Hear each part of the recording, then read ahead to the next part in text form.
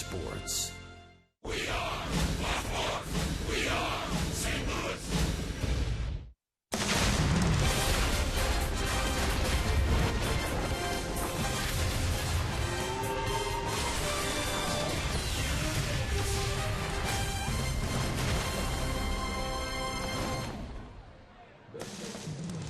Welcome to St. Louis Cardinals baseball from Busch Stadium in St. Louis. The Redbirds hosting the Central Division leading Milwaukee Brewers. A 3-game weekend series begins here tonight. A few new faces with the Cardinals, including Justin Masterson, who will start Game 2 here tomorrow. Glad you're with us. Rick Horton, I'm filling in for Dan McLaughlin. Danny will be back when the Red Sox come to town on Tuesday. This, of course, is Al Raboski. And Al, this is a series we've been looking forward to. And we circle it on the calendar. And what better way to start a series than with your ace? Well, you're playing for first place, so there's a lot at stake. And Adam Wainwright is the best guy to have on the mound to make the first start and set the tone for this weekend. And first place is at stake.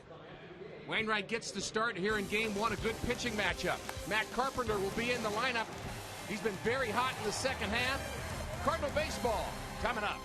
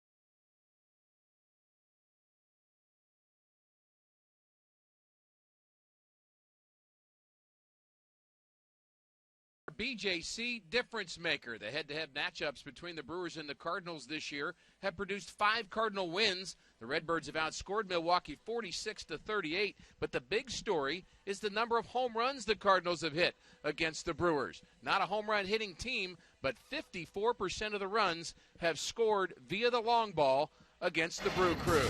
In the lineup, a couple of Cardinals likely candidates to go deep here tonight. Johnny Peralta leads the team, and Matt Holliday in his familiar third spot in the lineup. Cardinals Brewers coming up next on Fox Sports Midwest.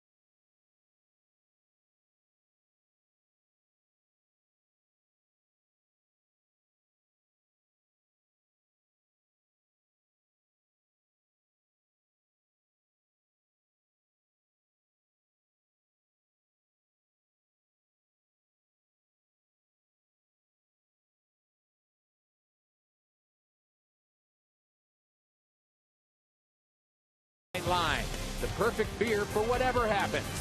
Come in and visit Mid-American Chevy dealers and make your move to Chevrolet today. And by Menards, save big money at Menards on all your home improvement needs. Welcome inside Busch Stadium. We've had some rain here this afternoon. Billy Finley and his crew had the tarp on the infield for a couple of hours and have done a nice job getting this field ready for play. Our umpires here for the first game, we will have Greg Gibson behind the plate. The crew chief is Jerry Davis. He's going to be at third base. Phil Cuzzy and Will Little round out the crew. And it's turning into a pleasant night for baseball here in the Gateway City. And this is a series we've been looking forward to, Al, for quite some time.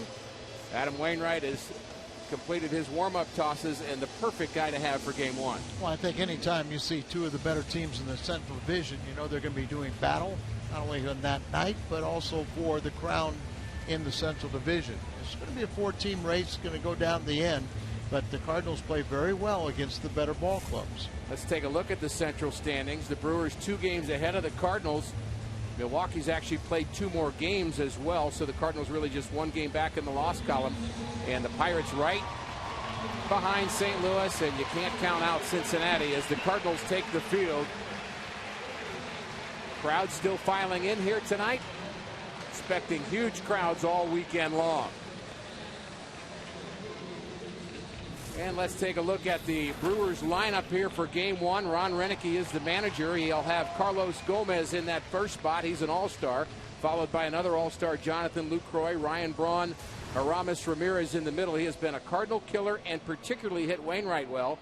Davis, Overbay, Segura, a great player a year ago. Elian Herrera, as Scooter Gennett was a late scratch. He'll play second base, and Willie Peralta will pitch and bat ninth against the Cardinal ace, That's Adam Wainwright. And he got him. Caught him looking. Got him with the breaking ball again. He finishes what he started. Look at the numbers, our Kia numbers for Adam Wainwright, making his 22nd start of the season. 13-game winner in the National League. He and Kershaw have that honor, and they're going to be trying to fend off Willie Peralta, Adam's mound opponent tonight, who's looking for win number 13.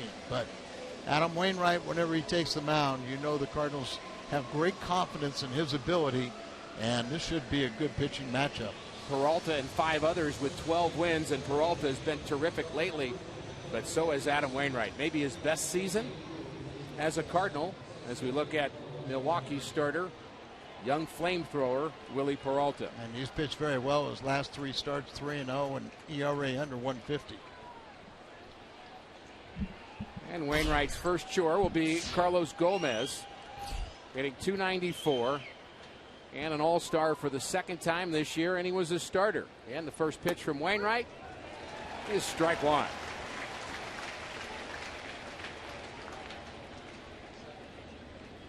Gomez 0 for his last 13. Very, very stylish player. Late swing there, 0-2. Don't you know, you'd have to believe that Adam Wainwright a little pumped up, and also his 2 newest teammates who will be pitching in this series are looking on, so he wants to impress. Good curveball. Gomez flies it to center. And a good start for Adam Wainwright. Adam once again is putting his name in contention for the Cy Young Award. Has to be the best pitcher in the National League not to win one. And 3 times he's finished in the top 3 in the Cy Young voting. There's a little booing for Jonathan Lucroy. Unless he didn't do the video. Unless they were people from Milwaukee giving him the LUCROY cheer. But in case folks missed that, Al, the video that was made in Milwaukee as Wainwright just misses the outside corner, promoting him as a potential all-star, was all done in fun, but I guess not everybody felt the fun of it. You know, actually it was a Fox promotion.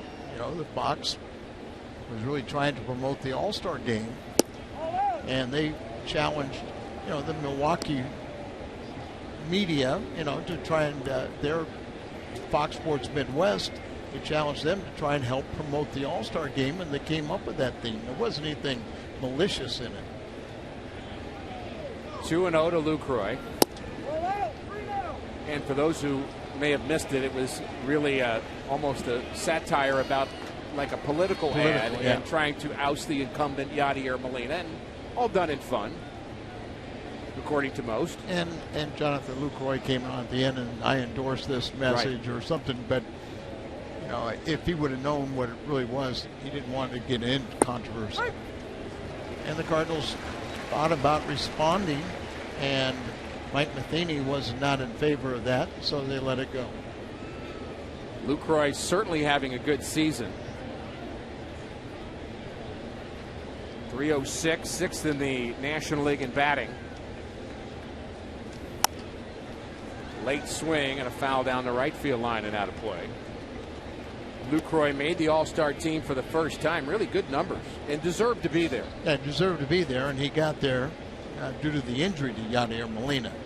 That cleared a space for him, and he played well. He was 2 for 2 in the All-Star game with an RBI double off of John Lester and 1 off of Chris Sale. Fairly shallow in the outfield for LUCROY, who's 2nd in the National League in doubles. Ground ball to the right side. And Wong stays with it and throws out LUCROY.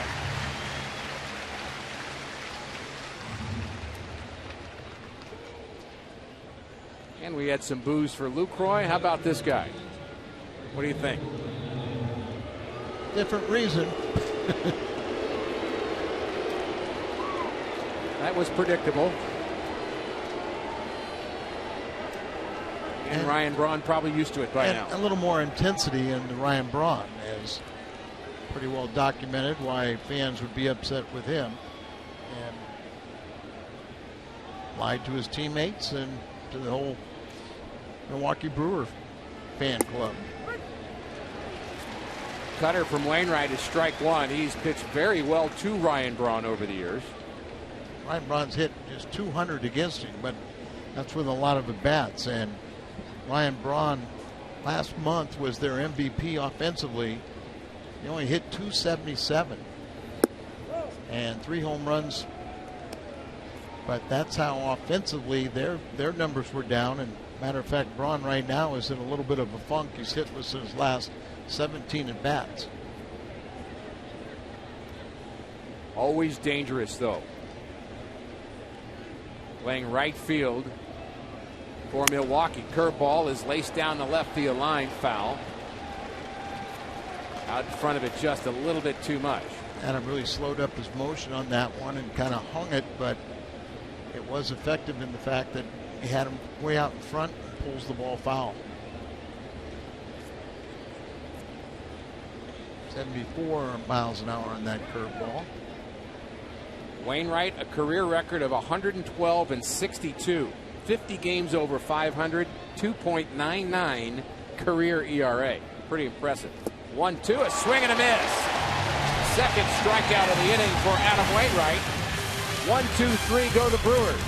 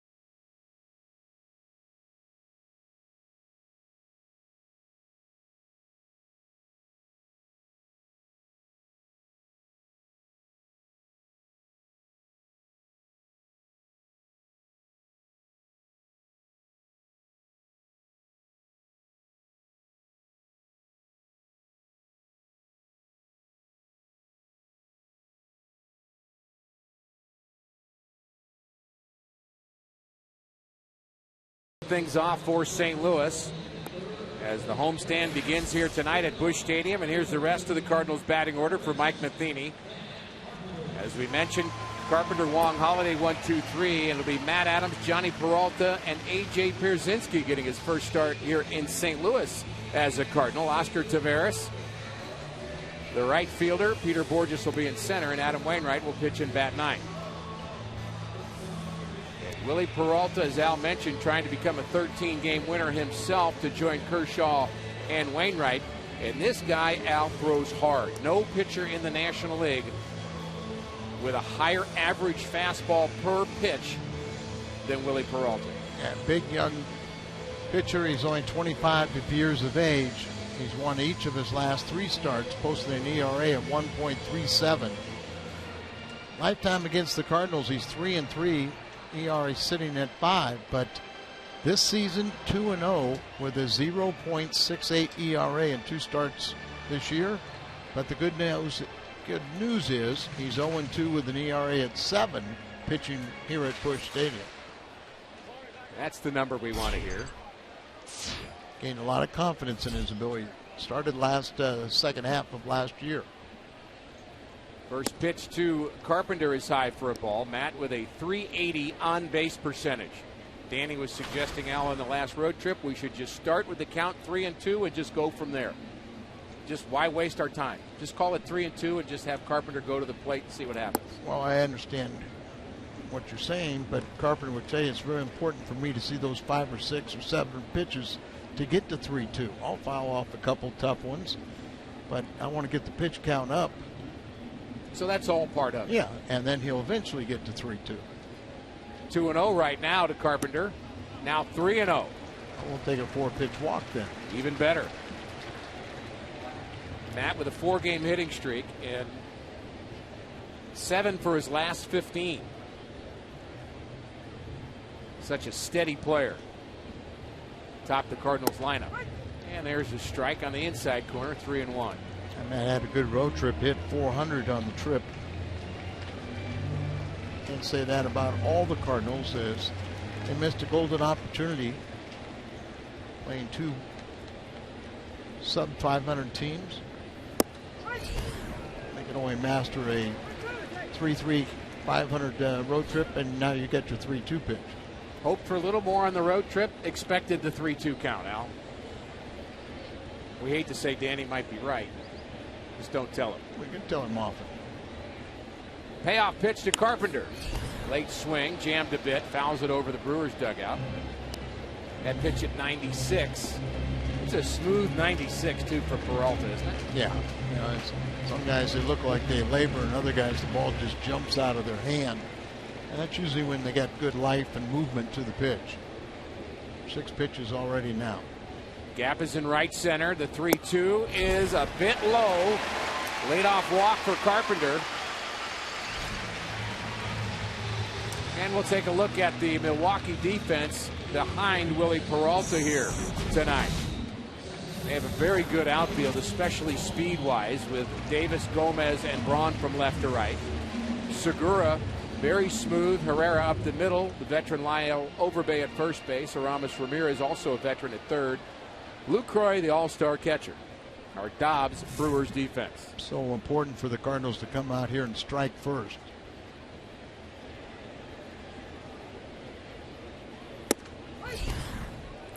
Good fastball, strike one to Colton Wong. Cardinals, the reigning National League champions, and they have dominated against Milwaukee. Last year was 14-5. They were not only 6-3 here, but 8-2 in Milwaukee. This year, the Brewers have played better here in St. Louis, and the Cardinals better in Milwaukee. Now 0-2 on Colton. And the Brewers overall have been a bit more of a streaky team this year, Al, than the Cardinals have. You look month by month and you'd say that Ron Renicky would be happy one month and sad the next. In fact, the Brewers just 9-16 in July. Cardinals have been steady, game or two over 500 each month.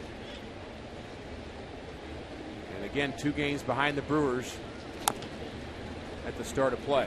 They play very well on the road, or at least the first part of the season. They're 7 games over 500. They got off to a good start this year on the road. Things kind of evened out a little bit, but they won their first 6 road games.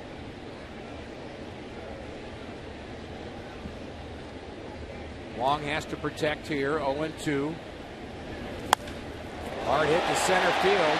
Back goes Gomez. He's on the move at the track and makes the play. Very good speed in center. And not a bad swing at an 0-2 pitch for Colton Wong.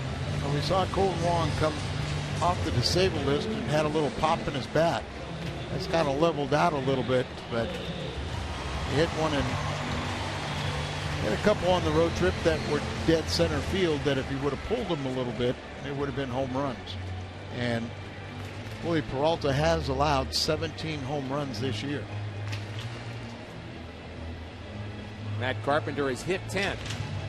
That's kind of the odd thing is in the head-to-head matchups this year so far against Milwaukee, the Cardinals have out-hit them as far as home runs quite a bit. Hard to explain that, isn't it? Cardinals only have 69 home runs on the year, and they have 109 home runs. The Cardinals have hit 15 of those 69 against Milwaukee. Right.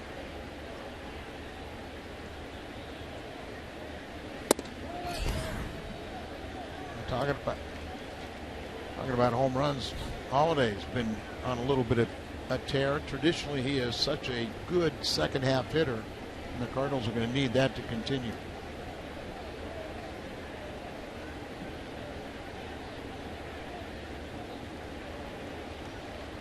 Pretty standard lead for Carpenter. Now he shortens up a step.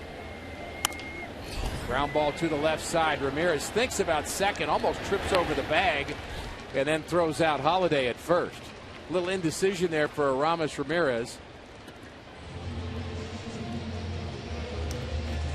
But let's go back to Colton Wong and this swing that he has on an 0-2 pitch. 0-2 pitch, you got to guard a pitcher's pitch, you got to do something, but he hits the ball well, drives it to the wall in center field. And I know he's got a little pop in his bat, but I think I'd prefer to see a little more of a downward, a line drive type swing, and then trying to elevate it and hit it in the air. Matt Carpenter in scoring position for Matt Adams.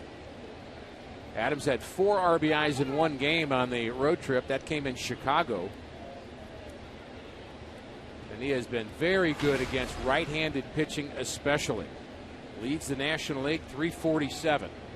First base is open. Peralta hits next.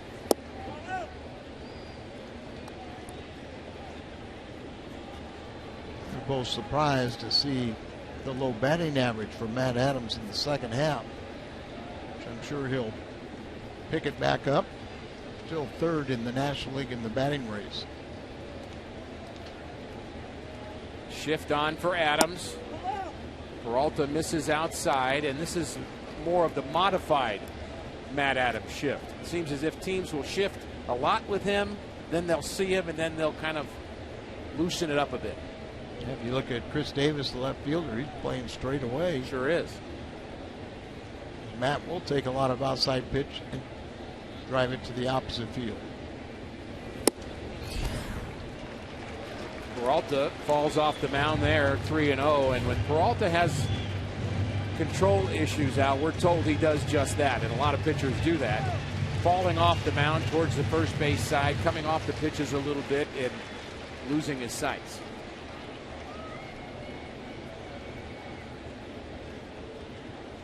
Will he be careful here? 3-0 to Adams. I believe he was. No score here in the bottom of the first inning. It's time to look at our Toyota keys to the game. Well, you want to continue the dominance against Milwaukee. The last 50 games, the Cardinals have won 34 head-to-head matchups. And then you got Waino. You got your ace on the mound. It's going to be a great weekend of baseball. A lot of good pitching from both sides. And you want Adam to go out there and set the tempo. If he pitches like he's capable, he'll outpitch anybody. Johnny Peralta, 252, leads the club with 14 home runs and also leads with his 26 doubles. He takes ball one. Johnny 2 for 6 off of Peralta, Milwaukee starter, but 400 batting average in his career against Milwaukee.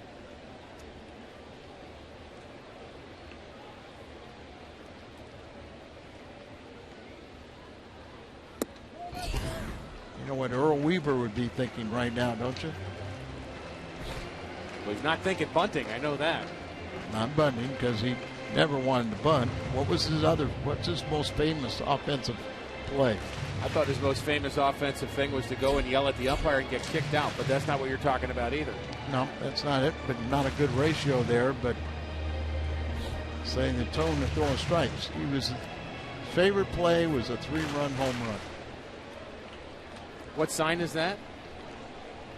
It was after he puffed down about half a dozen cigarettes. The 2-0.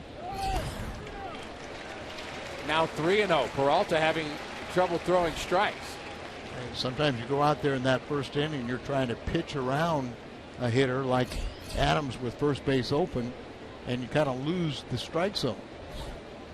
Right now, even if the Cardinals don't score this inning, they're getting the pitch count up.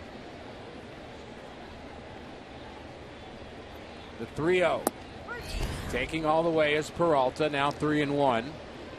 And you had a look at A.J. Pierzynski, hoping to get his first at-bat at Busch Stadium as a Cardinal. And I'll be curious to see the response from our audience, and I think it'll be very, very favorable. A contrast for on the road. The 3-1. Ball 4, and Pierzynski will hit with the bases loaded.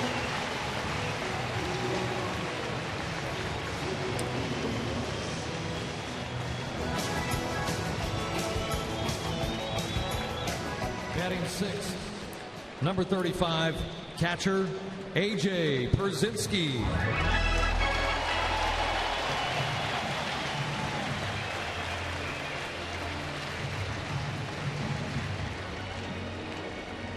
Nice welcome here at home for Pierzynski.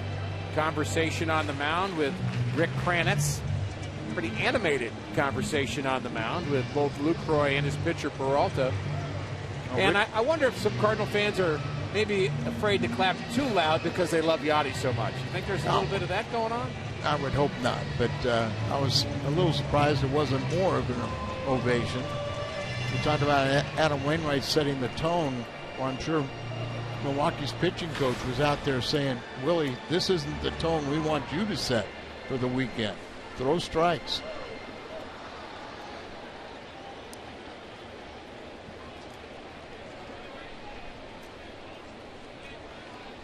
Pierzynski hits from the left side. First pitch is pop foul. He has some power.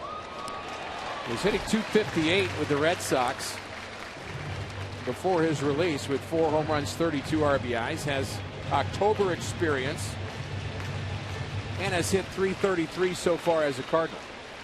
5 for 15 since being acquired. Broken bat. Second baseman going back, and Herrera makes the play on the move. Cardinals strand 3. Not an easy inning for Peralta.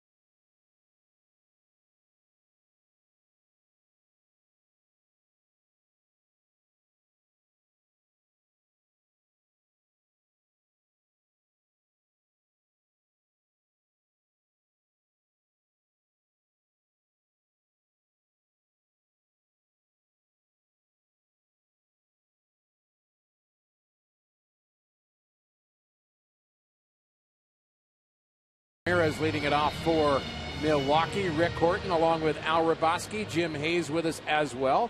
And we'll welcome Jim into the telecast. Jim, you have some news. The Cardinals made a move this afternoon. Yeah, Shane Robinson recalled from AAA. Carlos Martinez optioned to AAA.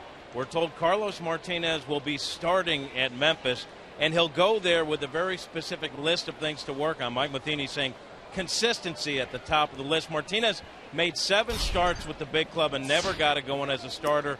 Worked more than 5 innings just once. Matheny says he loves Martinez's competitive spirit, but says there are some things with his mental approach that Carlos can work on, and John Mozeliak said need will determine how Martinez will be used upon his return, and that need may well be in the bullpen, guys. And Jim, I know Mike was telling you that he believes Carlos is close, and he recognizes the ability and the upside there. No question about it, and everyone talks about his electric stuff. No one's saying that more than Mike Matheny, but they want to get him going as a starter, and I think the best place for that is at AAA at this point. 3-0 to Ramirez. Jim, I want to ask you about another Cardinal with a lot of stuff and a lot of upside, and that's Michael Wacha. Cardinals unfortunately haven't seen him in quite some time. Well, he's got an MRI scheduled for Monday, and Wacha told me today he's optimistic the report on his shoulder will be a good one, Ricky. A long one to left, and this ball is out of here. Aramis Ramirez swinging on a 3-0 pitch. Takes Adam Wainwright deep, and he continues to hit Wainwright well. That's his 13th home run, and it's 1-0 Milwaukee. Ramirez has been the nemesis for Adam Wainwright. Came in batting .380 off of Adam, the highest average of any player with, say, 20 at-bats. And he has tortured the Cardinals ever since his days with the Pittsburgh. Misses location, right middle half in, and right off the top of the fence and bouncing into the bullpen. You know, Ramirez has the numbers against the Cardinals that would be about equivalent for a full year. 313 average, 45 doubles, 2 triples, 37 home runs now, and 136 RBIs against Cardinal pitching. And he also interrupted our fine conversation with Jim Hayes very rudely, I might say. And yeah, Jim, I agree. That was rude. I was just saying how Michael Wacha feels that MRI, he'll get a good report on that from Monday, and that he'll be cleared to start a throwing program. Right now he's doing a pre-throwing program, which includes lightly throwing a weighted ball into sort of a trampoline. And Wacha says the shoulder feels great. It's responded very well. Interesting, before the game, John Mozeliak said if things go right for Wacha, he thinks there's a chance Wacha could return as a starter. Guy Mo thinks that there is enough time for Wacha to get enough innings where he could come back and be a starter.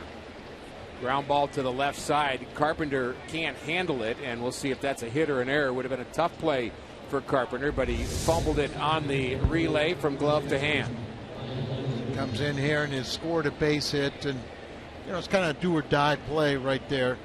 Davis runs well enough. He's going to have to make the exchange and throw with his momentum coming towards home plate, and now they took the hit away, but they haven't put an error up. We'll let you know how they end up scoring it. We're visiting with Jim Hayes here in the second inning. 1-0 Milwaukee. Wainwright now working to Lyle Overbay, the veteran left-hander. There's another guy I want to ask you about, Jim. I know you had a nice visit on the pregame show with one of the new Cardinals. Plenty of new faces for us to talk about, but you had a nice visit with Justin Masterson.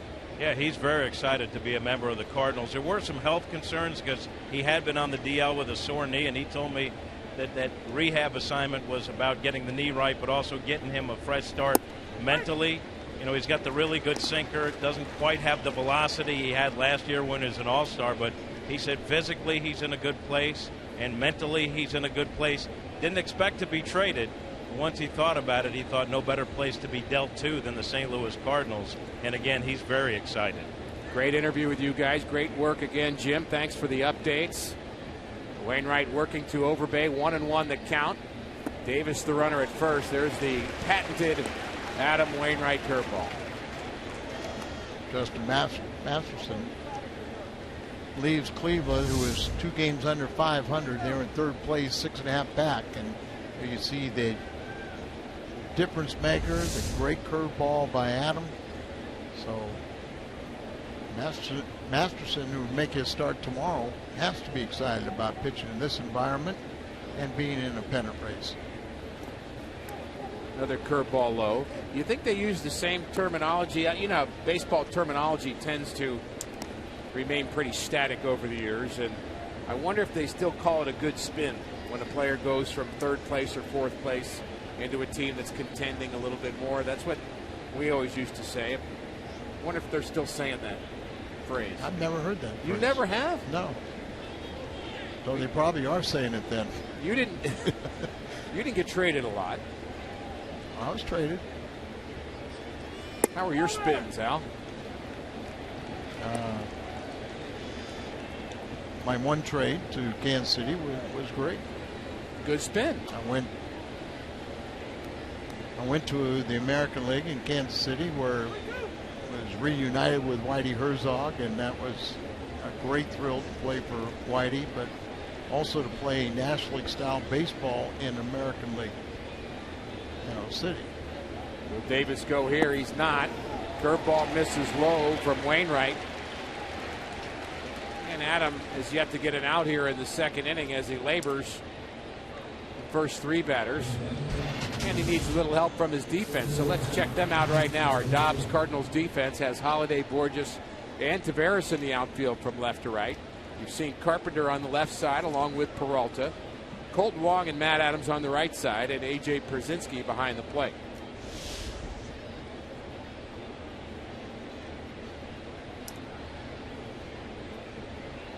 Gene Segura.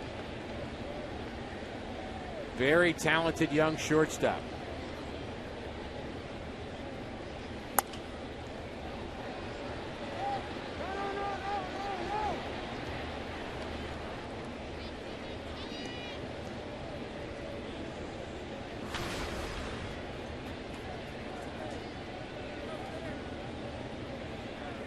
Segura, 231 average, off a bit from a year ago, and had the awful experience of a death of a child this year. Was on the bereavement list for a week. We were in town in Milwaukee when that his 9-month-old son passed away unexpectedly. There's a bunt down the third baseline. This is going to be a problem, and in time to get Segura on a nice play by Matt Carpenter. Well, they gave Carpenter an error on the earlier play, and this one much more difficult. He shows more indicative of how he can play third base as he came in on the do or die. Running for the base hit, it was virtually perfect, but Matt Carpenter was a little better.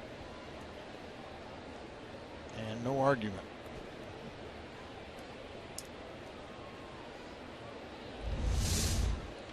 Wainwright acknowledging Carpenter and his help, and he's going to need some more help here. But first, a intentional walk to Elian Herrera with first base open. They're giving a sacrifice to Segura. That's his 9th of the season. Yes, he wanted a hit, but he takes the sacrifice, moves the runners along. And now an intentional walk, and Willie Peralta, with just an .083 batting average, will take a shot at Wainwright. Oh, we've already made Dan McLaughlin happy twice tonight.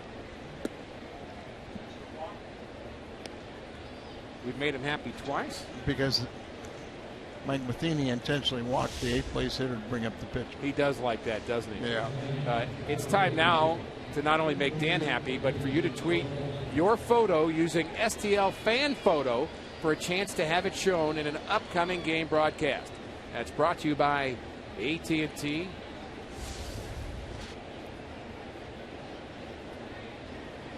And a key situation perhaps here for Adam Wainwright.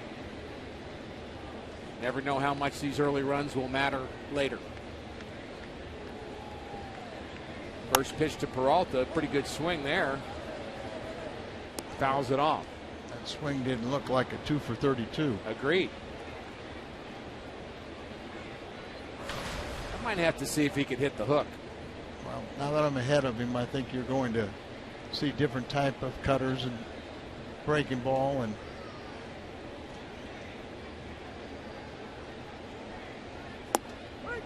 first the fastball on the outside corner, 0-2. The Cardinals in the middle of the infield are playing for the double play. Adams in on the right side. Carpenter about halfway in on the left side. Both the corners want to be able to throw him out at the plate if the ball's not hit very hard in that direction. The 0-2, there's a curveball right to Peralta, and he's going to double the runner off first. Herrera Did not read that well. Peralta did. Double play the hard way. Redbirds defense helps out Adam Wainwright.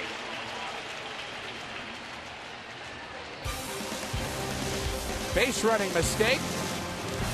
The Cardinals will take it. But it's 1-0 Milwaukee.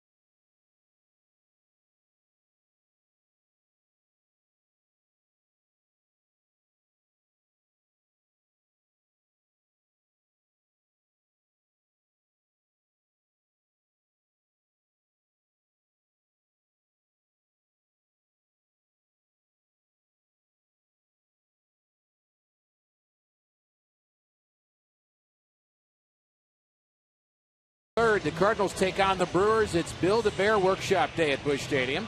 12,000 kids, 15 and under, entering with a ticket will receive their own very limited edition Mini Clydesdale. Get your tickets at cardinals.com/promotions. We mentioned there was rain earlier, but blue skies over Busch Stadium now as the Cardinals trail early on 1-0. Chasing the Milwaukee Brewers.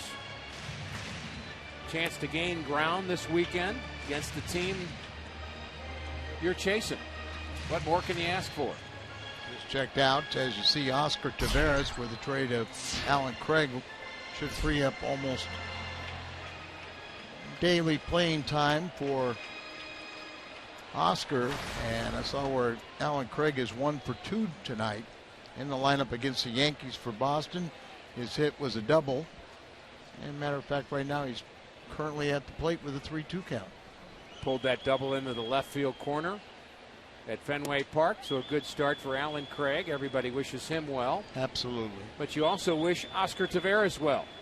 Going to get a chance to play often in right field for the Cardinals. One of the stars of the future. Hasn't fully gotten on track. This one playable.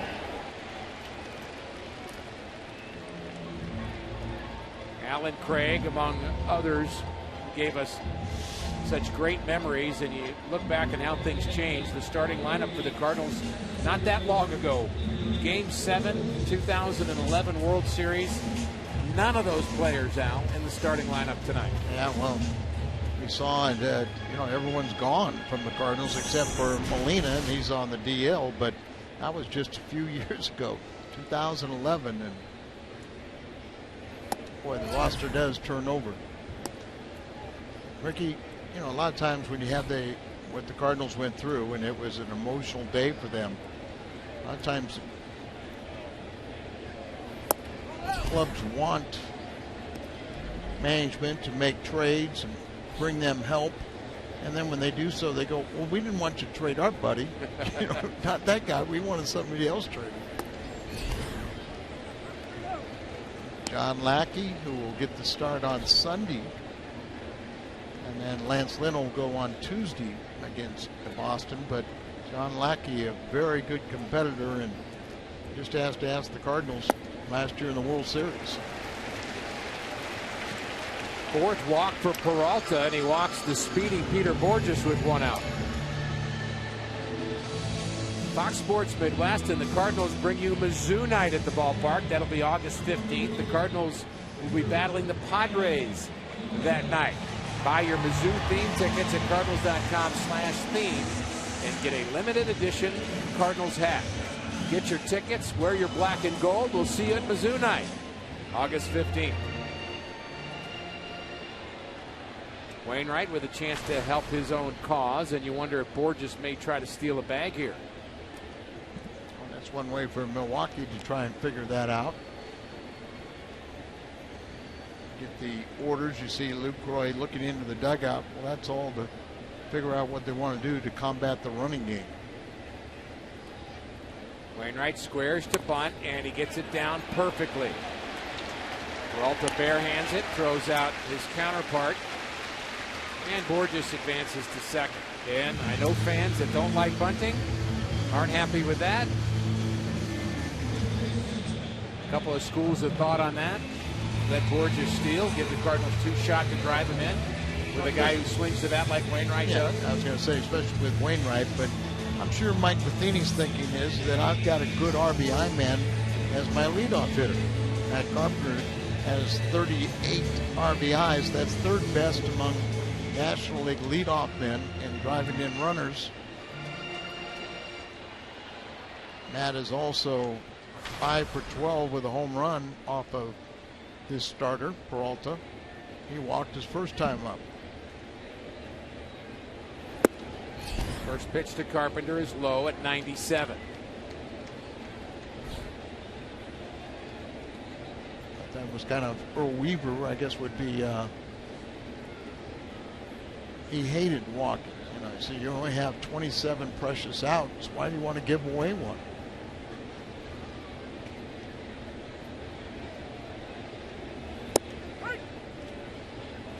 So he just as soon send Frank Robinson up there and hit a home run and Boog Powell, and that was just a lot more simpler, wasn't it? Oh, absolutely. Don't forget Brooks. It wasn't bad.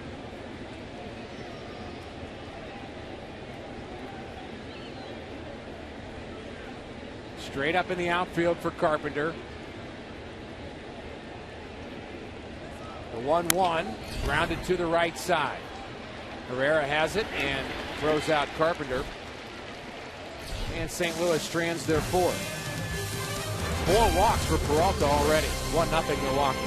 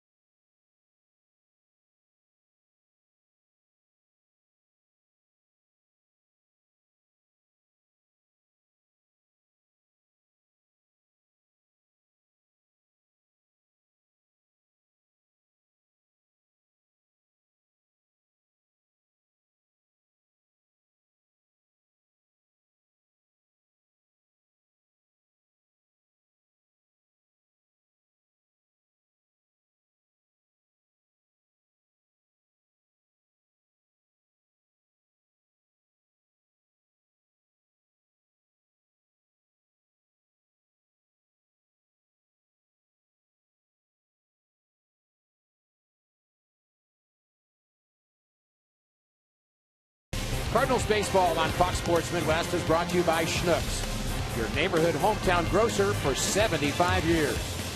And head to Jack in the Box for the new Jalapeno Ranch or BBQ Ultimate Cheeseburgers at participating restaurants.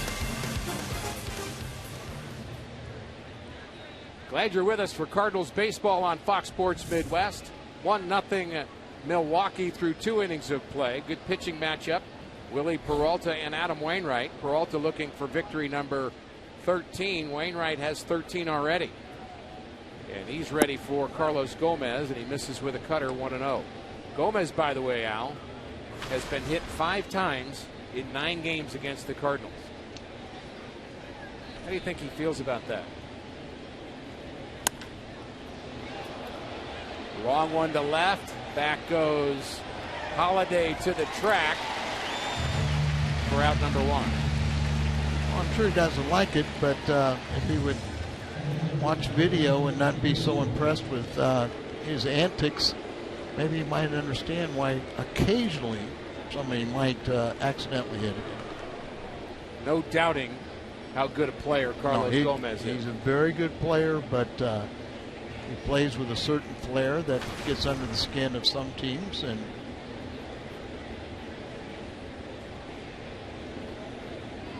you swing so hard as a leadoff hitter that your helmet falls off just about every time. Makes the game a little interesting, though, when you've got personalities like Carlos Gomez. Nice curveball to LUCROY at 3:05.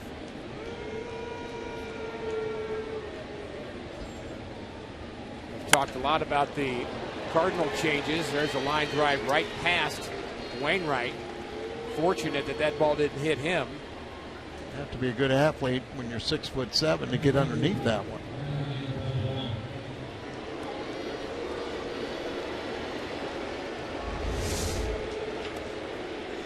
Delivery and get ready to duck.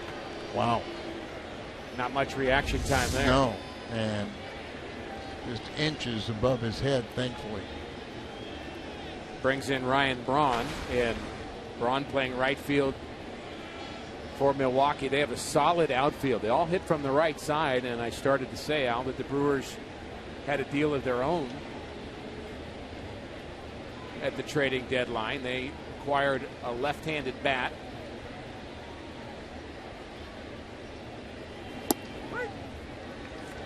Strike one on the outside corner to Braun.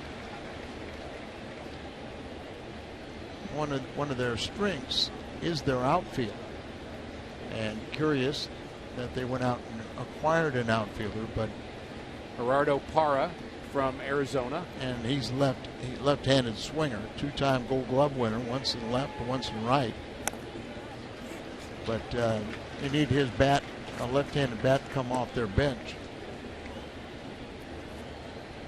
Certainly been a good player. 2-time Gold Glover. There he is.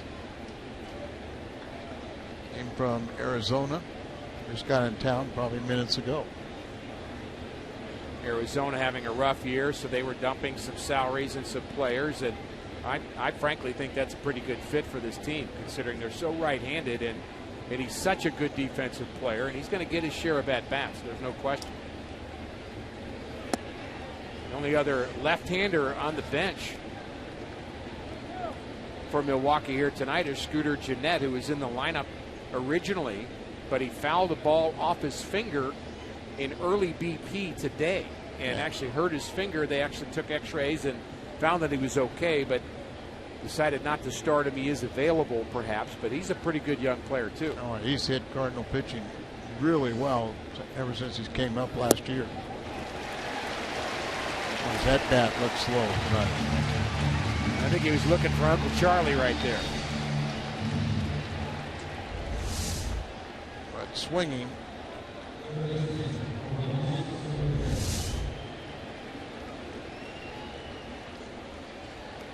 Aramis Ramirez. Cardinal fans who followed his career from afar know that it really doesn't matter what uniform he's wearing. He drives in runs against the Cardinals. You mentioned his career numbers. Would be an outstanding season. When he first came to the big leagues, he was kind of an easy target. You know, looked like he was overweight. He looked like he was disinterested in the field. Didn't really, just kind of looked like a sloppy ball player. But I'll give him credit. Since he moved on to Chicago and now Milwaukee, he has turned himself into an outstanding player. Big RBI man, and he was an all-star this year. Hard hit, left center field gap, long way to go for Borges, and he's not going to get it. He gets it off the wall, gets it in quickly. Peralta has it, play at the plate. He is safe at the plate. Peralta did not get a very strong throw. Borges got him the relay extremely quickly.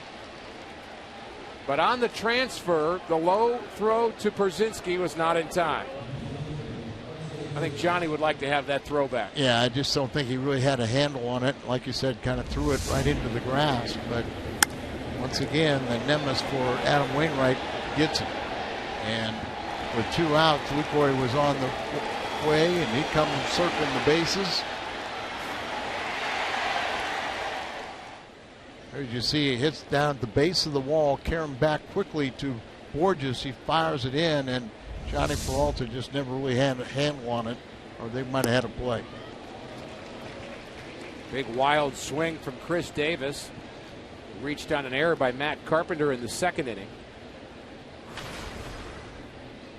So the Brewers extend their lead 2-0. They've out-hit the Cardinals 3-0 in the early going. The 0-1, late swing on a cutter. 0-2.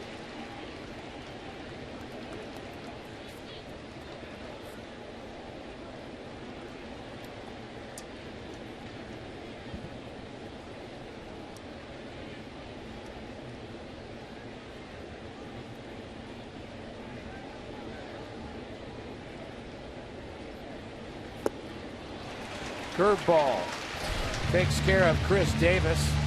Strikeout number 3 for Wainwright. Cardinals had a chance. Long, low bridges. The throw low as well. 2-0 Milwaukee.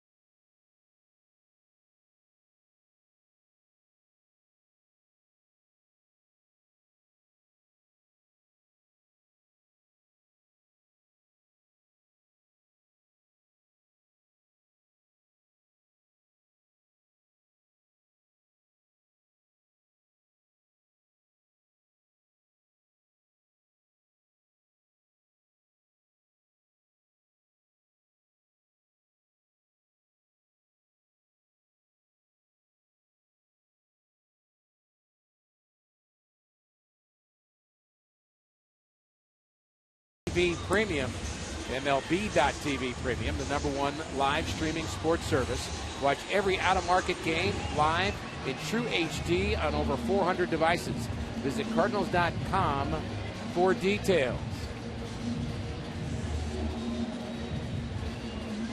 We both have our MLB.TV apps at work right now. You get a chance to watch action throughout baseball. Outstanding app. It's also fun to be at the ball game. Can't beat that. 2-0 Brewers.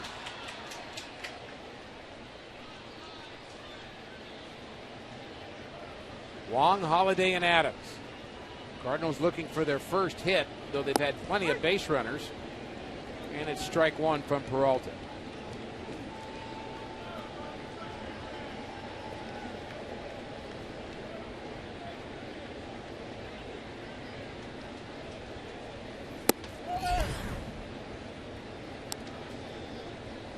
Peralta, 95 right here, but these are the fastest average fastballs.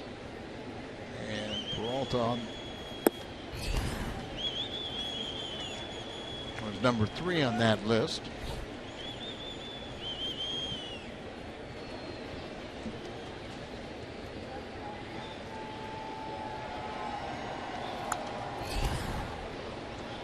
Fouled back by Wong.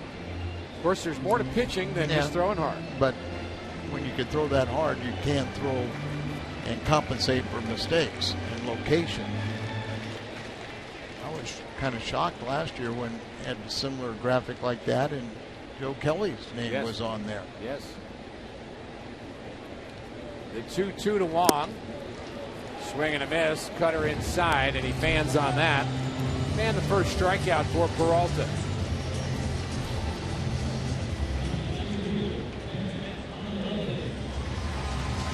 Another nice view here at the ballpark. I'd kind of like to have those seats, Al. How about you and I going out there for the 8th inning? You go ahead. I'll catch up. I'll catch up to you. Nice spot for fireworks, though. Let's see some Cardinal fireworks. Holiday could provide them. Backed off the plate with the first pitch there from Peralta. Holiday bounced out in the first inning.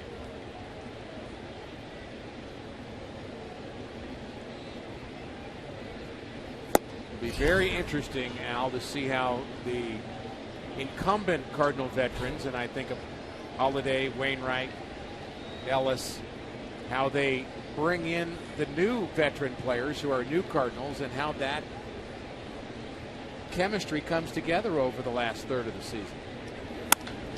Ground ball left side, tough play. Segura has it, bounces up, and almost gets Holiday. Wow.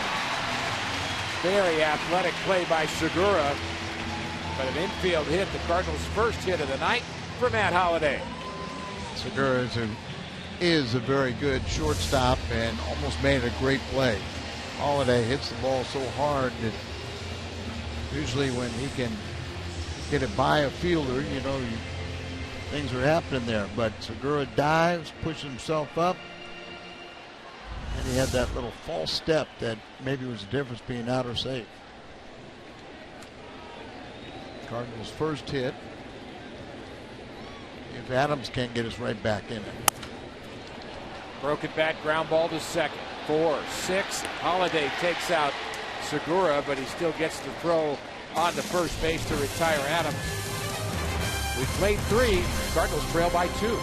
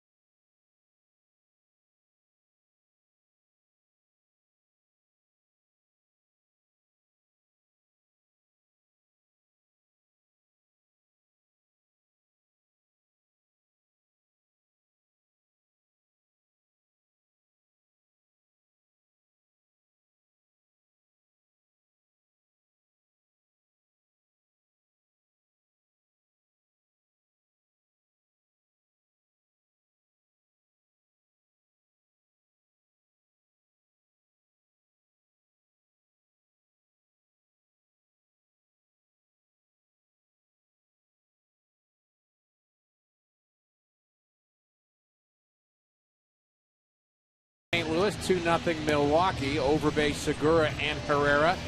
due up for the Brewers, and the shortstop play terrific a half inning ago by Segura. Well, he almost got Matt Holliday out right there, but he also shows you how tough he is. When you have Matt Holliday bearing down on you and he's trying to take you out, disrupt that throw, it takes a little bit of guts and fortitude to stay in there, and Segura did.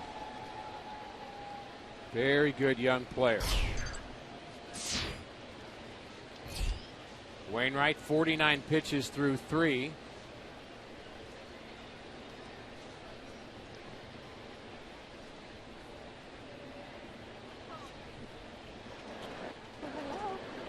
First baseball game, you think, Al? I think so. I took a picture with a little month-old baby that was attending the first game. Not this one, but this one looks a little older. Not much, though. Hold the head still.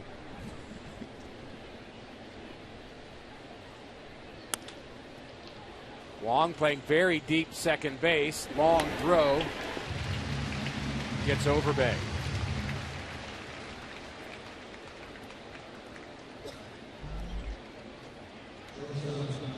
Wainwright has struck out 3, walked 2, allowed the 2 runs on 3 hits. And the big problem so far, and not a surprise, Aramis Ramirez. Yeah, you were just hoping that Adam would be in a position where he could pitch around him. And he's burned him twice.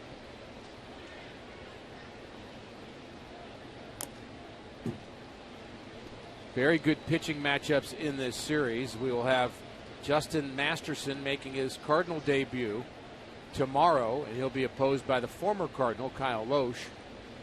Then on Sunday, the other new Cardinal, John Lackey, will face Garza.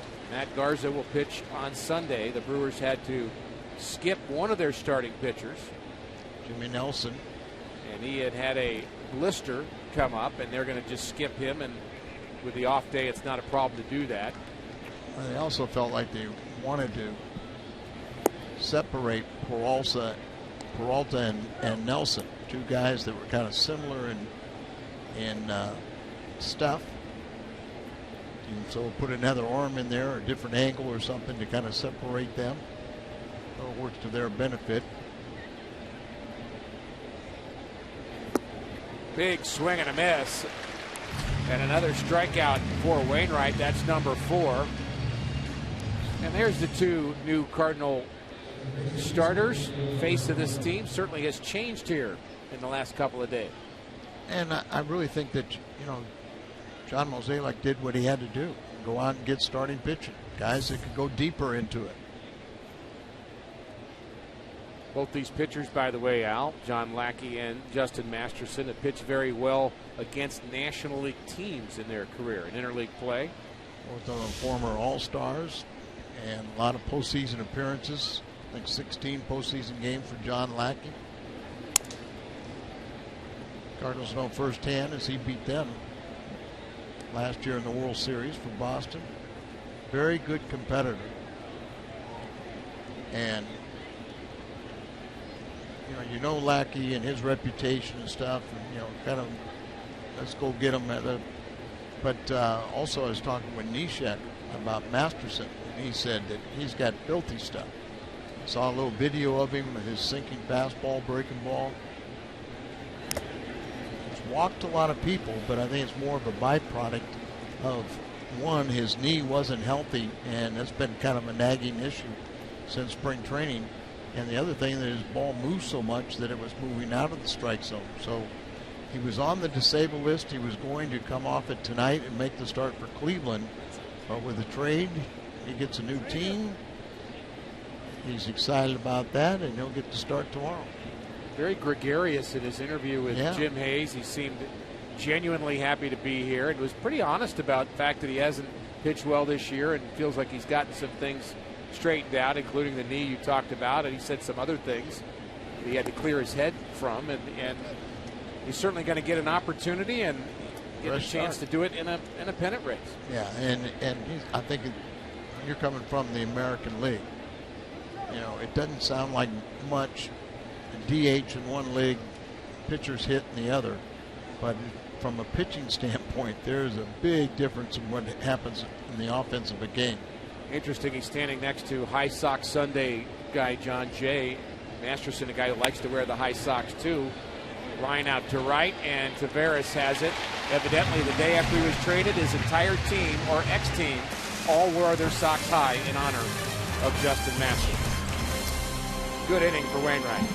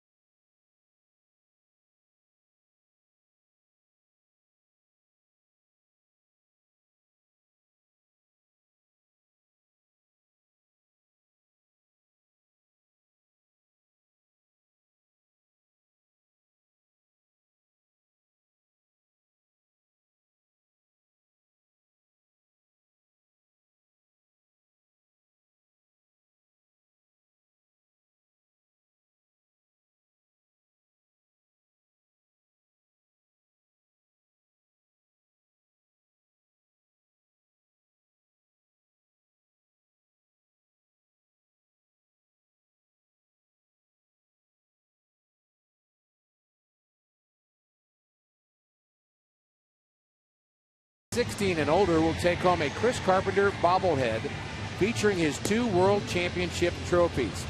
Get your tickets at cardinals.com/promotions.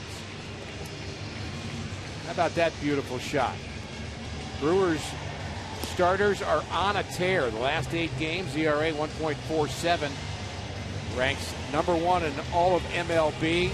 Teams hitting just 178 against them. And the whip of .87, also first in all of MLB. And I mentioned Peralta in his last 3 starts has been doing the same and a little better. He's 3-0 with a 1.37 coming in. His ERA for the year has dipped down below 3.50 now. Peralta's starting to settle in, and I mean Willie, not Johnny at this point. Just 1 Cardinal hit. That was an infield hit for Matt Holliday in the 3rd inning. Chopper to short. Segura throws out Peralta, out #1.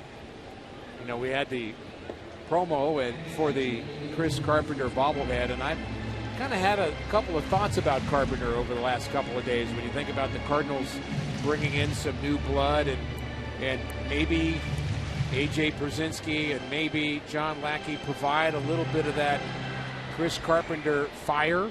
And I'm not saying it was fully missing from the clubhouse, but it doesn't hurt to have guys like that down the stretch. Mike Shannon was talking about that, you know, on the pregame show, that you know, things were getting a little too comfortable in the clubhouse, and as you said, kind of searching for identity.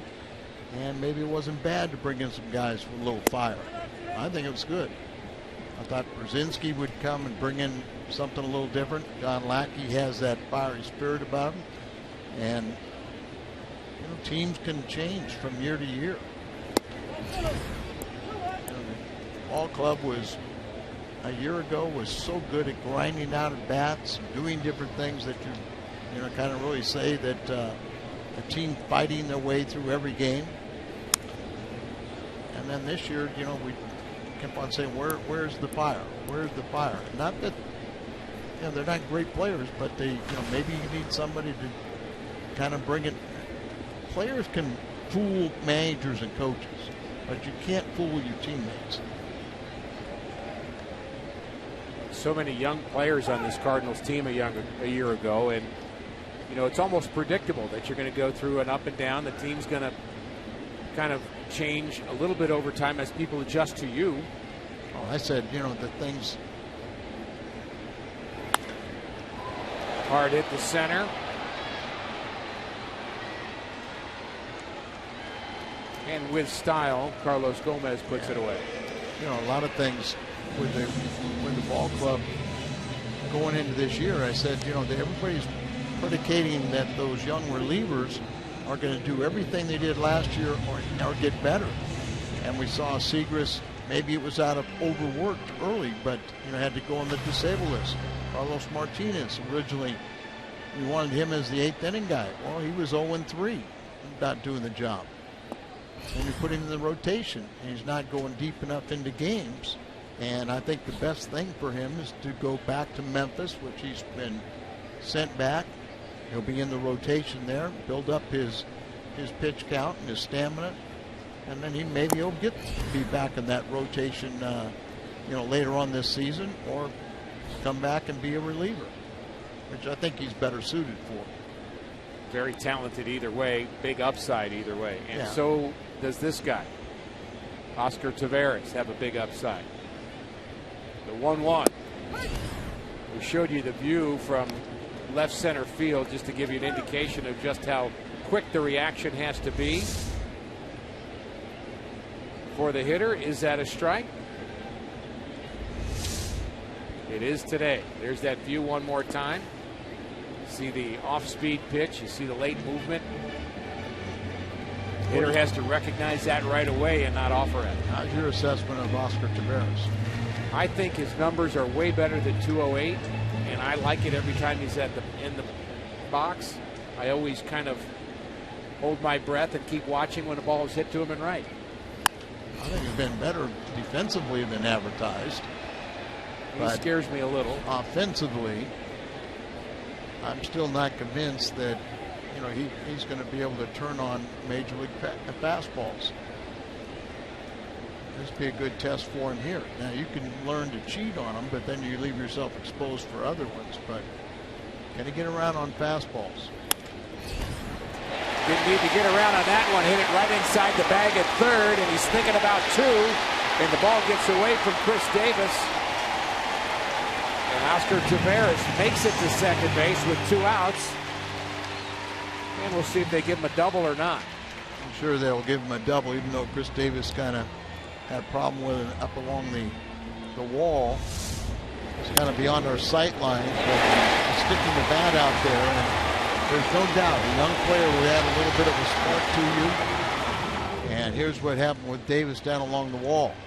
Kind of got through his legs, but I don't think it changes the scoring. Should be a double all the way.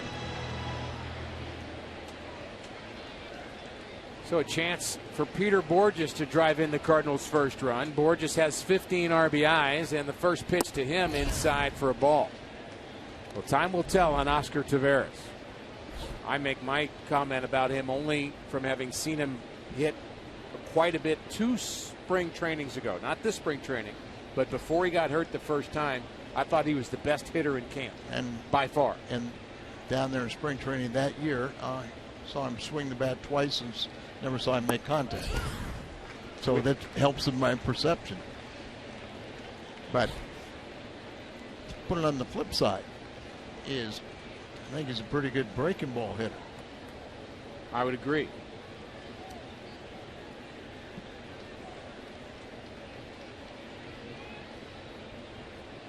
First base open. Wainwright on deck. Ground ball left side. Ramirez throws out Borges. Taveras hits a double. He's stranded. Cardinals have stranded 5.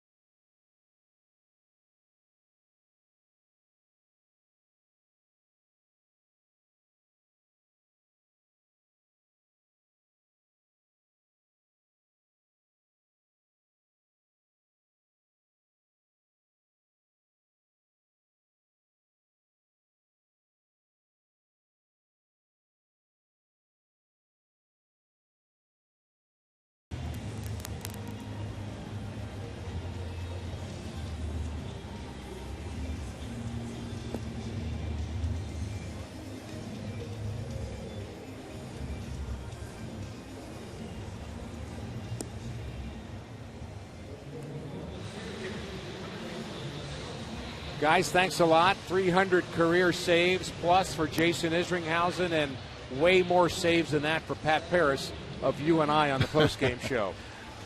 Look forward to the postgame show here after the ball game, but plenty of baseball ahead. Our lows never stop improving. Adam Wainwright, other than the careers where he's had elbow issues, we're going to look at 4 of the best seasons of Adam Wainwright, including this year, and his record on August 1st. 13-5 this year with a 1.92, but the other Cy Young quality seasons for Wainwright nearly as good.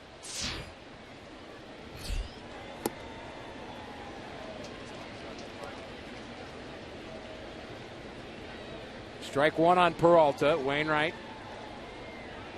perhaps not his best stuff so far, but as Izzy and Pat said, if he could just contain Aramis Ramirez, things would look a lot better. Absolutely. Best pitching this year has really been on the road.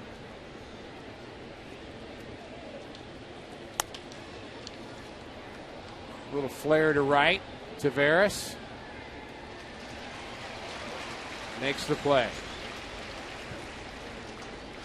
25-cent chicken McNuggets are at McDonald's now through August 31st. Available in 4, 6, 10, or 20 pieces. Limited time only. Mentioned Adam Wainwright's pitching best on the road. Tied for first in Major League Baseball with 9 road wins. He's 9-3 with a 1.32 ERA. Has won the most games here at Busch Stadium 3. Oh, I mean, he's just been an outstanding pitcher, but this is 22nd start. Now you see the numbers, the difference. His 22nd start, and in his first 21, what is it, 10 times he's gone 7 innings or more of shutout baseball. And that really an incredible stat, what Wainwright has done. 7 or more innings with 0 runs and 7 or fewer hits. He's done that 10 times. More than anybody since 1914.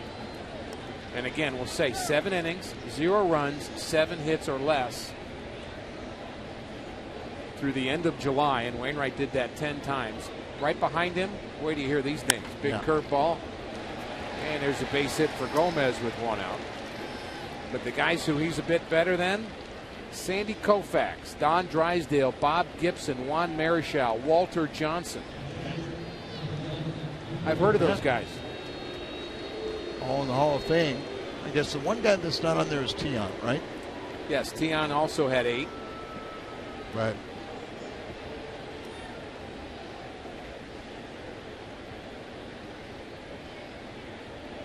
And there's no betting in baseball, Al, but I bet you that Carlos Gomez is going to steal on either the first or the second pitch. If there were betting in baseball. Now, Adam, for somebody 6'7", has very quick feet and does a pretty good job of keeping a runner close. But it is a difference with Brzezinski and Yadier Molina back behind the plate. And Gomez loves to run. Not going on the first pitch. Fastball inside to LUCROY. Gomez has 20 steals on the year and 24 attempts, and he's just trying to size up Adam. Adam held the ball. That takes the spring out of the base stealer's legs. Slow to get his sign. And the move to first. A little cat and mouse game going on here. Lou Brock told me the toughest pitcher for him to steal off of was Don Goen. Outstanding lefty. I said, why? Why was it Goen? And he said, because he never threw over. Every time I took my lead, I said, he's never thrown over. He's not going to throw over, but I know he's going to do it this time. And he never felt comfortable. He said, if he would have thrown one time, I'd get the key to how to steal off him.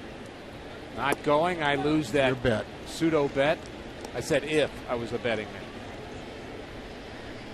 Well, if a lot of things, the world would be changed.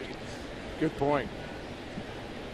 Good hit and run count here. Good speed on the base pass. LUCROY handles the bat well.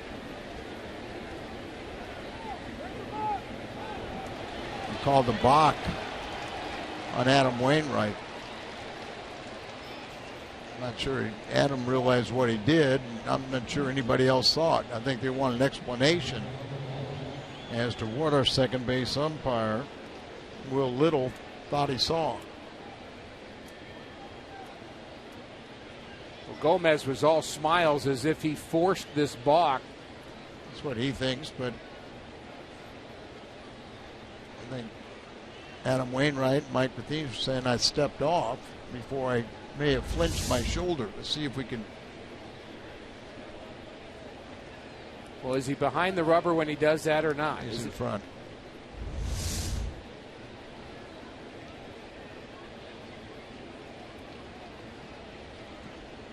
So a balk.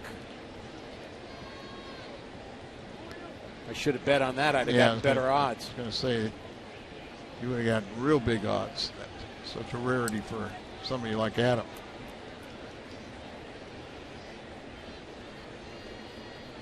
Colton Wong keeping Gomez close to second. You have to worry about him taking third now with just one out. And the pitch home to LUCROY in the dirt and behind Pierzynski, but he finds it quickly. 3-0 now to LUCROY. And you've got trouble coming up. Ryan Braun will hit next, and then Aramis Ramirez. I just looked, said it was rare. And Adam Wainwright, now it's his third balk at the major league level.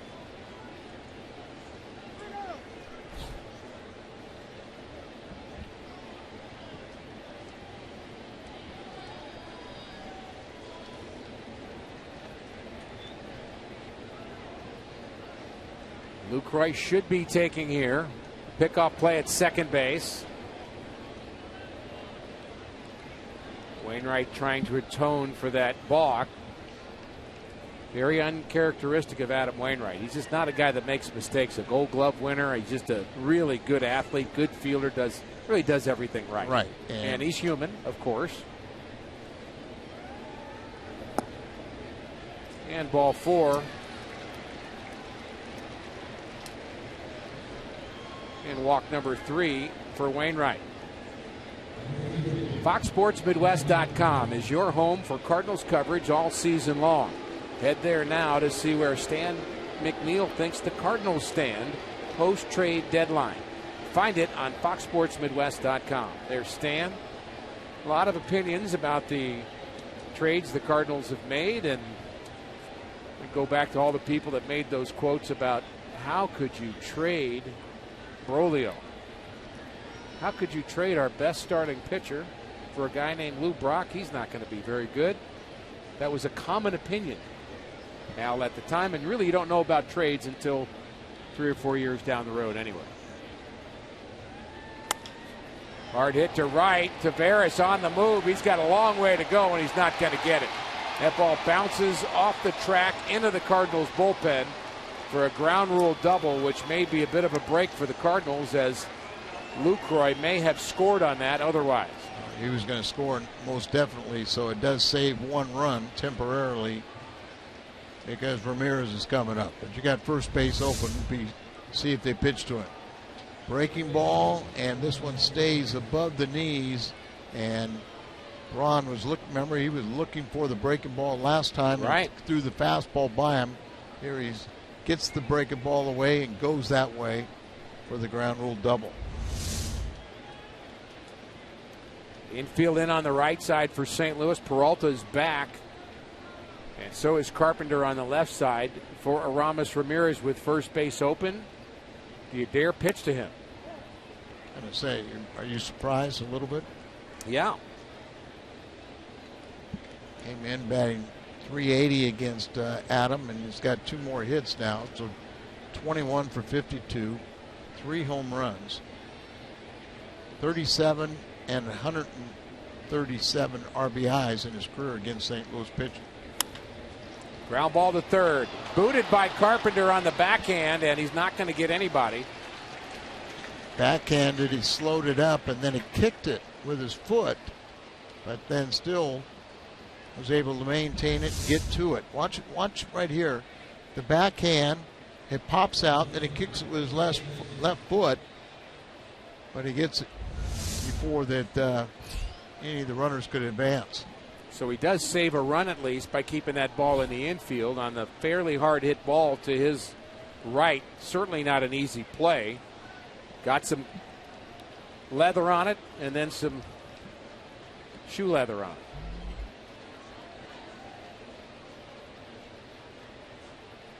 Chris Davis, 17 home runs, leads the Brewers. Ball 1 to him. Tough spot here for Adam Wainwright, pitching to Chris Davis with the bases loaded in the 5th, already trailing by 3.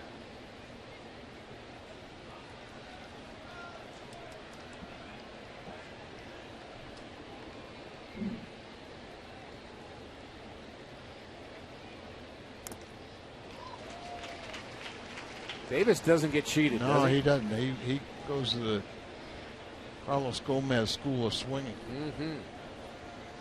Home run derby every night. Chicks dig the long ball. Or so I've heard on the MLB marketing campaign. 1-1 in the dirt, blocked by Pierzynski, and somehow kept that ball in front of him. May have hit off his shin guard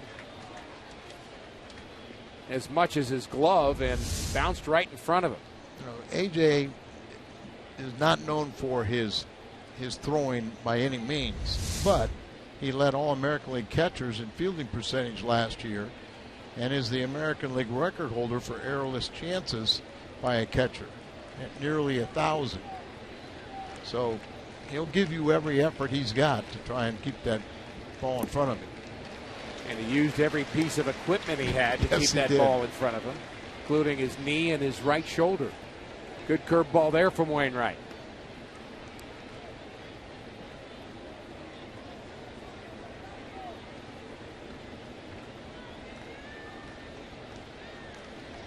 Well, guys, the Cardinals traded away. One's still playing, one's retired. And one had a blast at our fantasy camp not that long ago, Rick Ankiel, and that's not Rick. By the way, Jim Edmonds gave me a rundown on his first experience. We'll talk later about that. Did he get struck out or something? Oh, you said we'll talk later. Okay, I'll honor that. But tell me now, Al. The 2-2 curveball, swing and a miss, and Wainwright strikes out Davis for the second time, and that could be a big one in this game, coming with the bases loaded and a dangerous hitter at the plate. Boy, look at the rotation on that ball. It's just pretty to see how it almost drops straight down. Starts up around the shoulders and then breaks down to the dirt.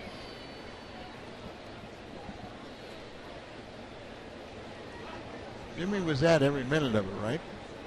He said there were a lot of long hours.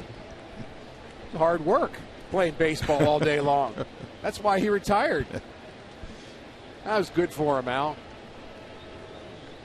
Lyle Overbay at the plate, ball 1. By the way, he was part of a panel of the 2006 World Series championship team that included Izzy and Randy Flores, Gary Bennett. And they did a terrific job. Jeff Suppan talking about that World Championship team. Fun time. 1-0 on Overbay. Wainwright at the belt and the pitch. Jammed him. Carpenter has it. Wainwright pitches out of further trouble. Brewers get on the board one more time, however. 3-0 Milwaukee.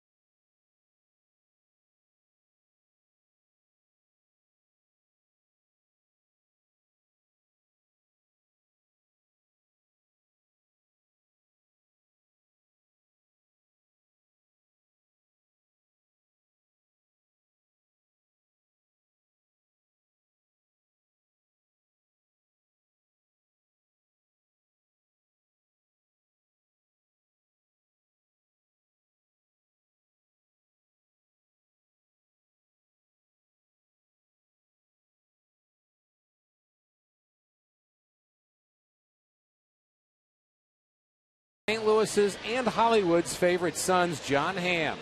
It's John Hamm night, Monday, August 18th at Busch Stadium. Fans who purchase this special themed ticket take home their very own exclusive John Hamm bobblehead. John's also going to be on hand for a special pregame ceremony, and he'll be delivering the first pitch as well. Get your theme tickets now at cardinals.com/theme. Cardinals have not figured out Willie Peralta yet, and as Al mentioned, he's been very good his last 3 outings. And there's a hard hit ball left field line. It's hooking, and it is foul. Well, Mr. Wainwright might have had himself a leadoff double there. We were open for more, and that's one of the reasons why we weren't sure we liked him sacrificing his first time up. He has the ability. Adam has over a 200 average in his career and 6 major league home runs.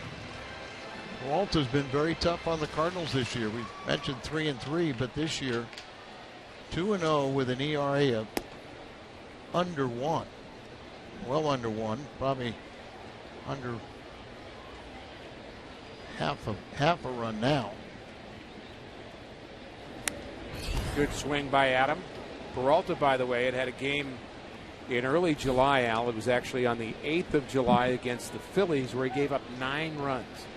And his next outing was against the Cardinals. 7 solid innings on the 13th of July, and he's been good ever since. Yeah.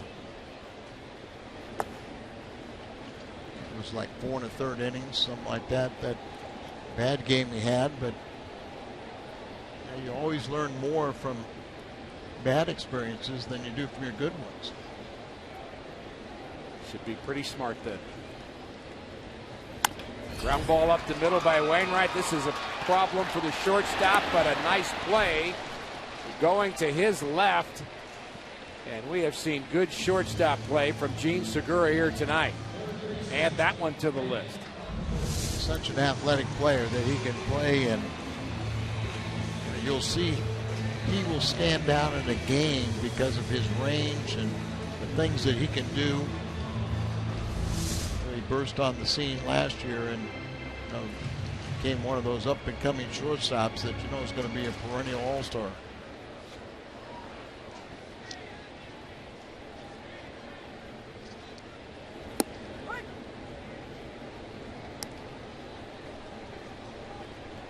Matt Carpenter has walked and bounced out.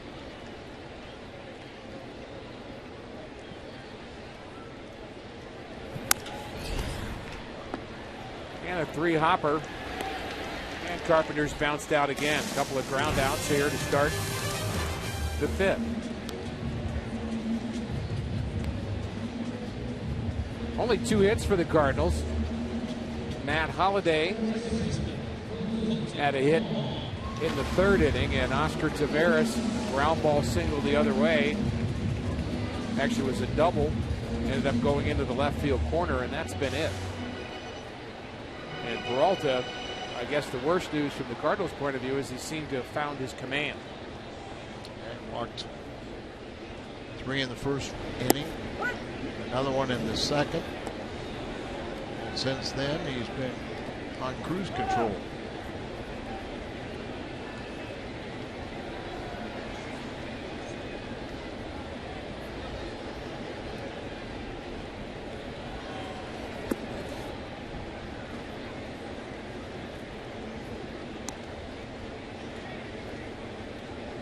One and one to Colton Wong. Hit the ball hard his first plate appearance. And struck out in the 3rd.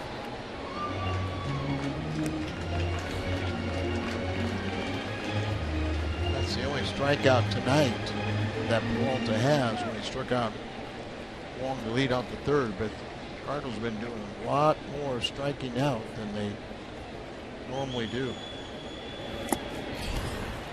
And there's another one. This time it's Wong. Good shortstop play this inning. That field right there, that's where Ozzie used to play short in Busch Stadium 2.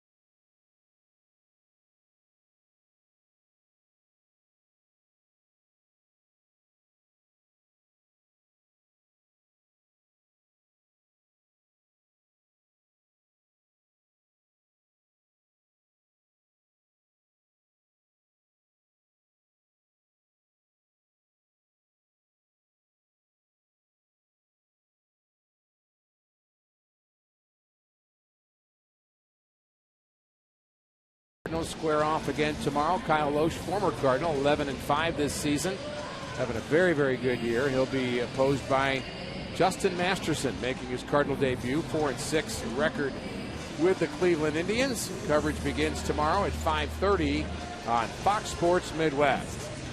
Beautiful Busch Stadium, packed house here tonight as Cardinal fans welcoming the new faces, the new Redbirds, and hoping for some September and October magic yet again this year. You know, Rick, this is an important series, but it really doesn't, in the scope of things, there's too many games left for this to have, doomsday attached to it. Correct. And the Cardinals, just seems like in this little situation now where they keep on losing the first game of a series and then they'll win the next two. But really important to win this game here and convince Brewers that you can maintain that dominance. The Cardinals play extremely well in Milwaukee. I mentioned last year, what was it, 14-5, the record against Milwaukee. 14-5. They were 8-2 up in Wisconsin. This year, Cardinals still play well at Milwaukee.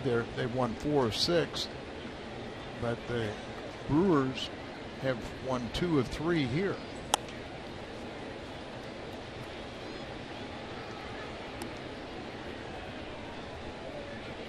Cardinals are 6 games over 500, have a decent record at home. Brewers play very well on the road in general. They're 7 games over 500 on the road and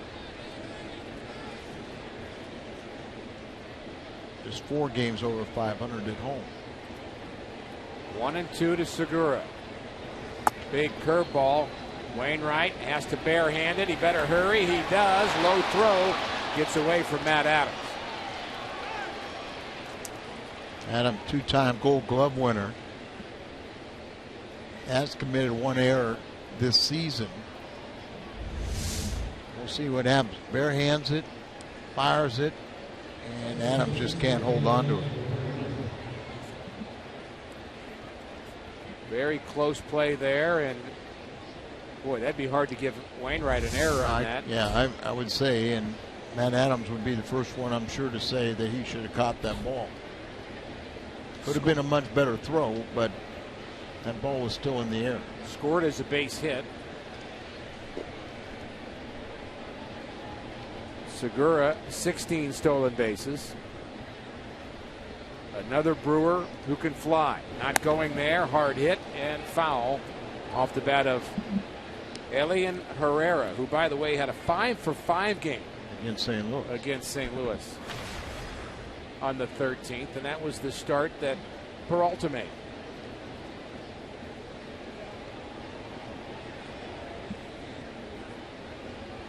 He only gets the start tonight because Scooter Gennett in early batting practice injured a finger. They initially thought he broke it, but x-rays were negative. And Gennett hits the Cardinals extremely well. Sure does. It's a good lineup.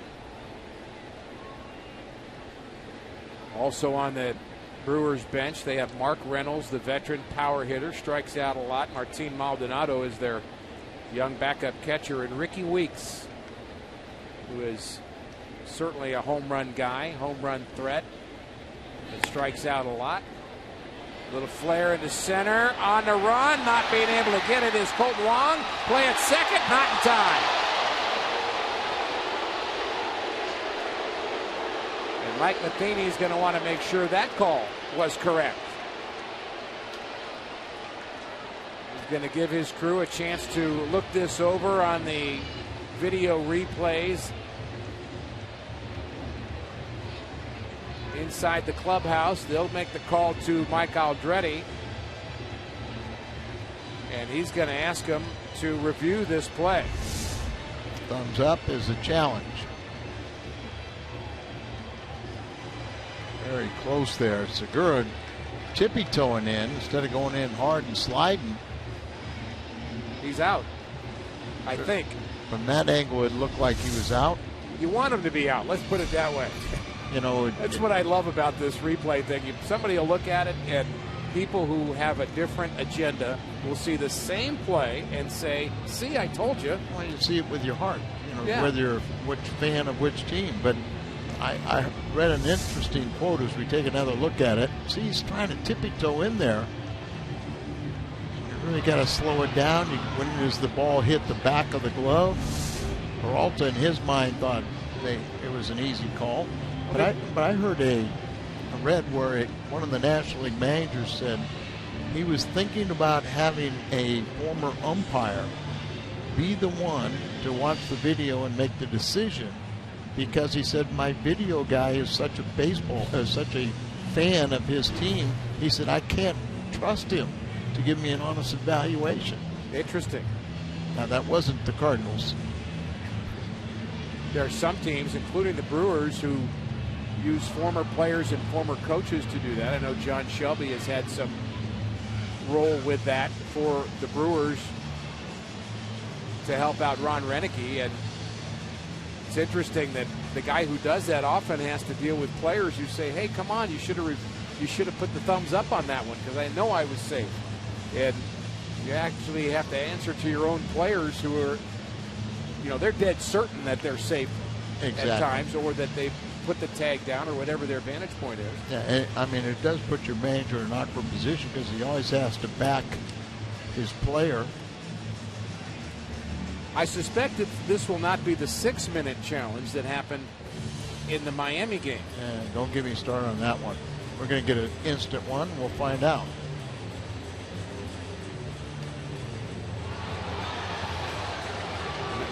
Not the answer Mike Matheny was hoping for. And it's the 18th time now that the Cardinals have had a challenge, and they are 3-15. Ricky, I'm kind of coming to the understanding right now as you see it, and hard to tell when does the ball hit the back of the glove and when does his foot step on the base. But I'm thinking some of these umpires now, you really have to be definitive before they will change it, because it's really saying how good the umpires are. Sacrifice situation. Peralta gets it down perfectly, and kind of an awkward play from Adams to Colton Wong.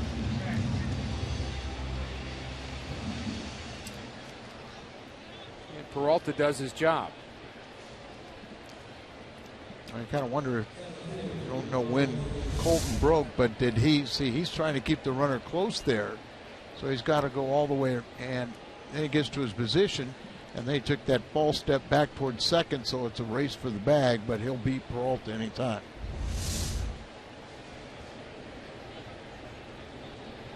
So a couple of base hits to start the inning. A sacrifice by Peralta puts runners at second and third with one out at the top of the order, and Carlos Gomez.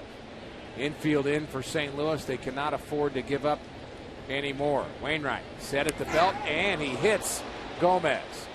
How many times has Gomez been hit by the Cardinals? That'll be 6. Double plays in order now.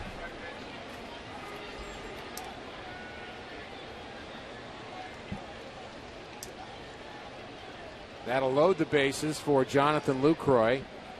12 times this season Gomez has gotten hit, and 6 times a guy with the birds on the bat has been a part of it. These guys with big swings, and guys, you know, he doesn't lift the front leg up, but oftentimes a guy lifts that front leg up, he can't get out of the way until the leg comes back down. But he was slow in reacting to the inside pitch.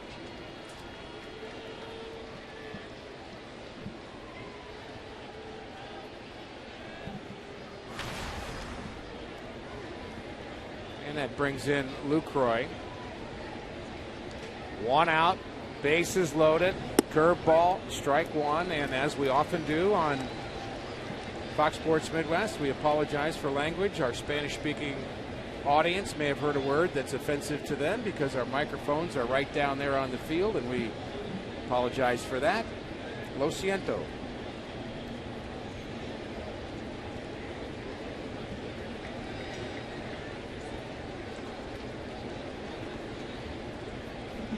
The 0-1. Big sweeping curveball misses the inside corner, and Wainwright asks for a new baseball.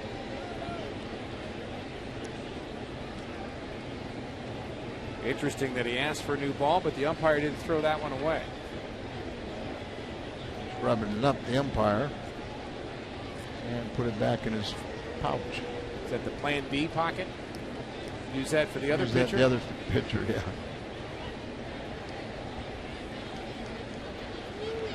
Wainwright needs a ground ball here. 1-1.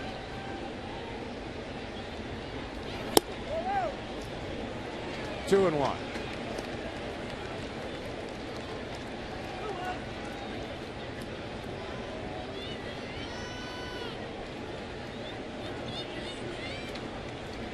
Deep in the outfield and left and center at least for LUCROY, but very shallow in right. Very shallow in right is Oscar Taveras.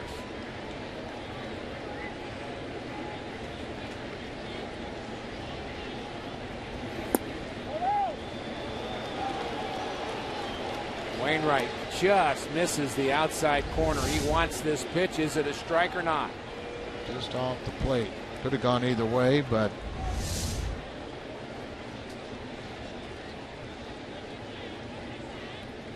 well, he needs a strike here. I think Taveras is too shallow. Well, I'm not in charge of positioning the outfielders, but good strike from almost looks Wainwright. the way they're playing defensively that they expect him to pull the ball in the outfield, and the more he pulls, the deeper they are. Manus is starting to throw in the Cardinal bullpen, and Chris Maloney trying to move the defense, the outfielders. Moving him more towards right field now, expecting more of a. And it looks like defensive Borges more swing towards right and came in shallow and right. The center fielder came in more shallow. Big pitch here from Wainwright. The 3-2. Popped up towards the Cardinals dugout and out of play.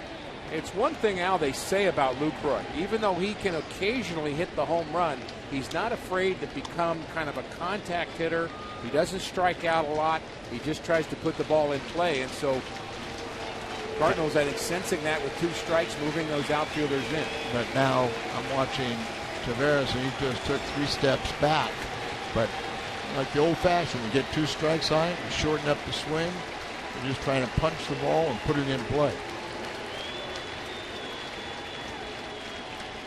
95 pitches for Adam Wainwright. Here it comes. Hard hit, right field. Taveras on the move. He's not going to get it, and it goes to the wall. 1 run scores. 2 run score. Here comes another. And the Brewers with a big inning and a big hit from Jonathan LUCROY, clearing the bases. He did exactly what you were talking about. 2 strikes, shortened up. Instead of having the big swing, just kind of tried to punch the ball and hits the line drive to right. That's one of the byproducts. If your right fielder's playing shallow and a ball has a tendency, you can get by him. He just zeroed that ball in and guided it towards right field, and the ball gets by Taveras. He had no chance on it where he was playing defensively, so nothing he did wrong, but goes to the wall and clears the bases. 6-0 Milwaukee. Drives in the 2 runs. Excuse me, 3 runs. Matheny not happy.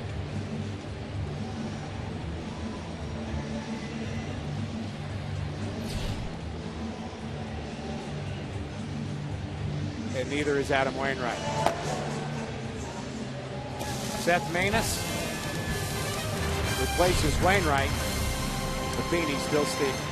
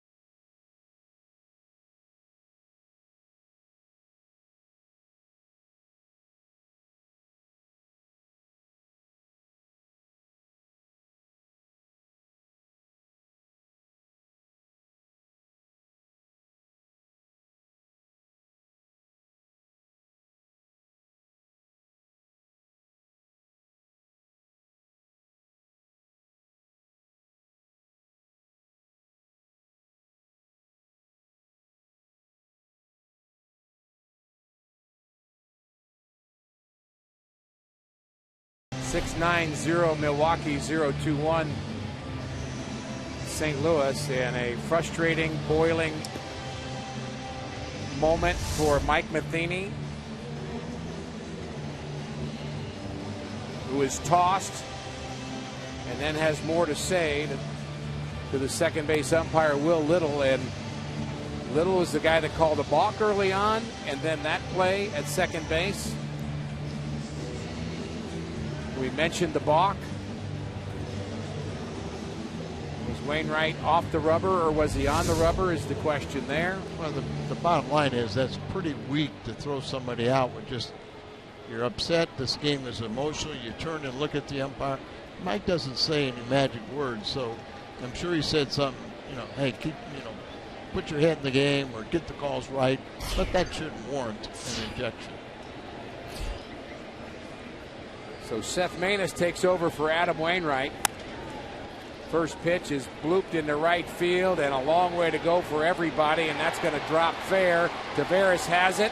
Throw comes in to second base, not home, and LUCROY scores from second on the base hit for Ryan Braun, and it's 7-0 Milwaukee. It's the bloop right down. Everyone's giving chase to it, and Taveras gets to it, and Braun's going to get second. He's here, which you might have been able to throw out LUCROY if he stumbled or tripped or something. So I agree, it should have gone home. It did look like Taveras at least peeked at home and thought maybe he wouldn't have a chance, but a rough start for Seth Maness, our Chevy call to the bullpen. He's been a very busy guy out of the Cardinals pen, both he and Trevor Rosenthal, a lot of appearances. Neshek as well. And lately Seth's been giving up some runs, so but he is usually reliable with men on base, usually a specialist, with men on first getting a double play. But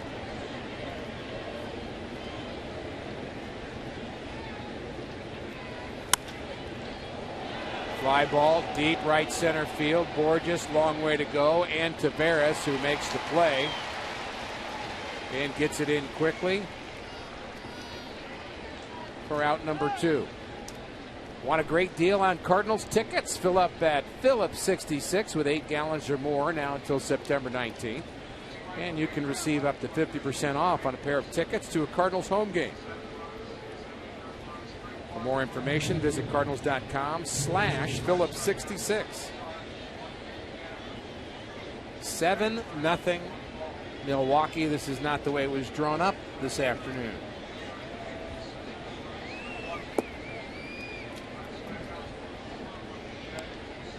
Cardinals have 3 games over the weekend against Milwaukee. Day off on Monday. And then St. Louis will host the Boston Red Sox. I believe the Milwaukee Brewers go home and host the 2 top teams in the National League West, the Dodgers and the Giants. The Giants may get some tough news today. Matt Cain trying to decide whether he will have season-ending surgery on his elbow, bone chips.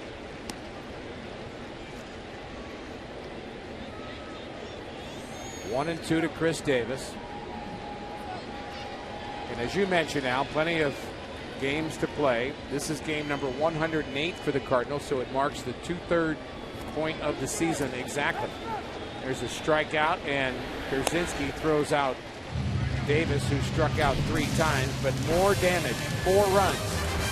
In the top of the 6th, Cardinals have work to do.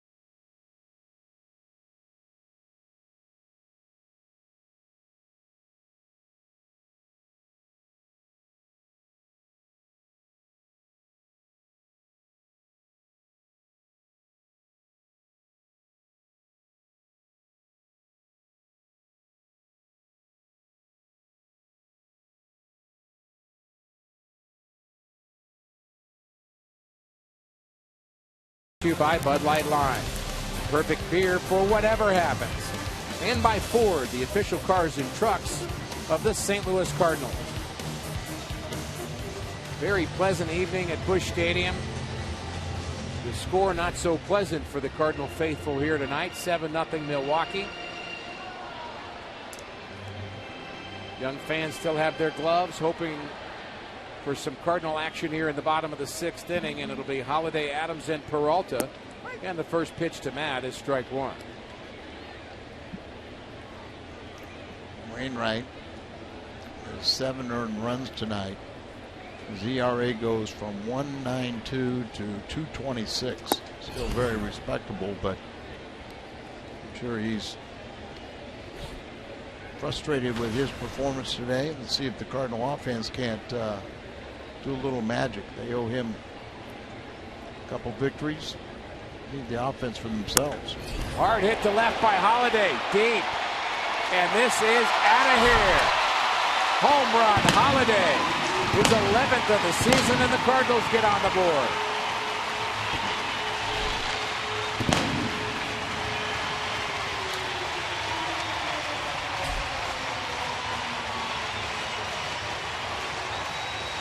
Mentioned his 11th home run of the year. It's his 5th home run and 11th RBI in his 12 games since the All-Star break. Always has a very strong second half, and he's off to another one. That man can hit a baseball hard, can he? That was, you know, he's not a home run hitter. He's a line drive hitter, but that can move a wall. Another hard hit to right, but this one right at Ryan Braun.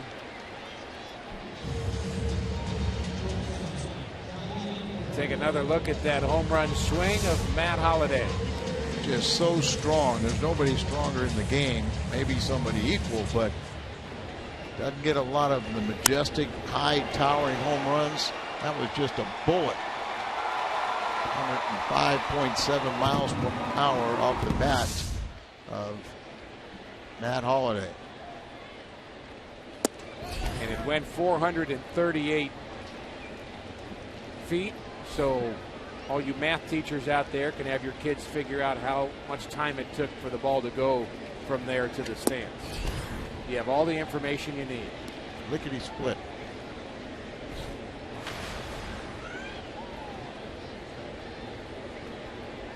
Al's working on that math right now. 70th home run for the Cardinals.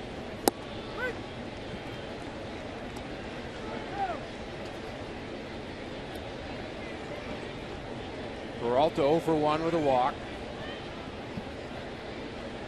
There's the angle from right center this time, and Peralta can't catch up with that pitch from the other Peralta, and strikeout number 3. We promised you earlier in the game that we would have an AT&T fan photo, and we don't break our promises here at Fox Sports Midwest. You can tweet your photos to STL Fan Photo, and that'll give you a chance to be shown in an upcoming game broadcast. Brought to you by AT&T.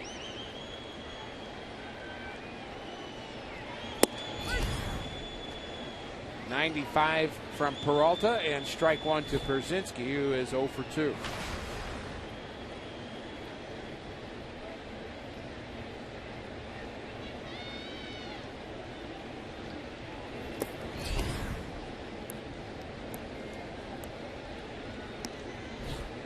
Happened to catch Pierzynski talking to Alan Craig, trying to encourage him about the new teammates that he would have in Boston. And like you and I have been around a lot of clubhouses and a lot of deals and a lot of moments, but maybe you're different, Al, but I do not ever remember a trade feeling as somber as that Cardinal clubhouse felt when Joe Kelly and Alan Craig were traded to Boston. I mean, it seemed like they were blindsided where. Damn it.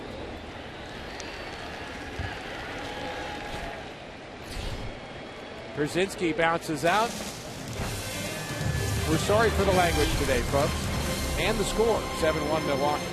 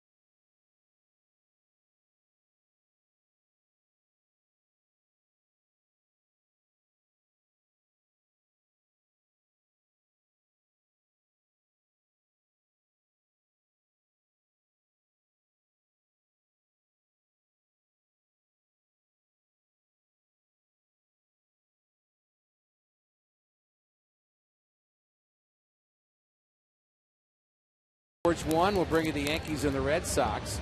That game starts at 2 p.m. At 5:30, catch game 2 of the Cardinals-Brewers series on Fox Sports Midwest. Then on Sunday, the Cardinals and the Brewers wrap up the series starting at 12:30. Again on Fox Sports Midwest. Glad you're with us here tonight. Matt Holliday homered, bottom of the 6th inning. Just the 3rd Cardinal hit. Redbirds on the board, 7-1 Milwaukee. Seth Maness, his first full inning of work, and it's strike 1 at the knees.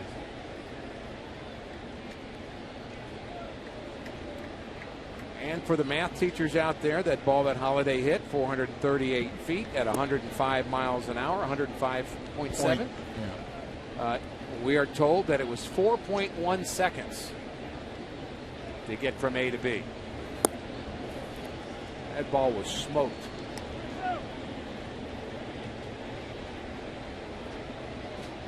So I hope that fits with your math equations.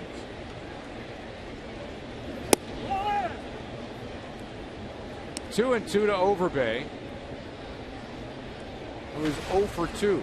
A lot of production in the Brewers lineup today. Hard hit to center. On the move is Borges, going back, and he makes the play. Not an easy play for Peter Borges. Long way to go. And the Cardinal fans appreciating that effort, as they should. He could go left and right and showed you back over the shoulder. Got great speed.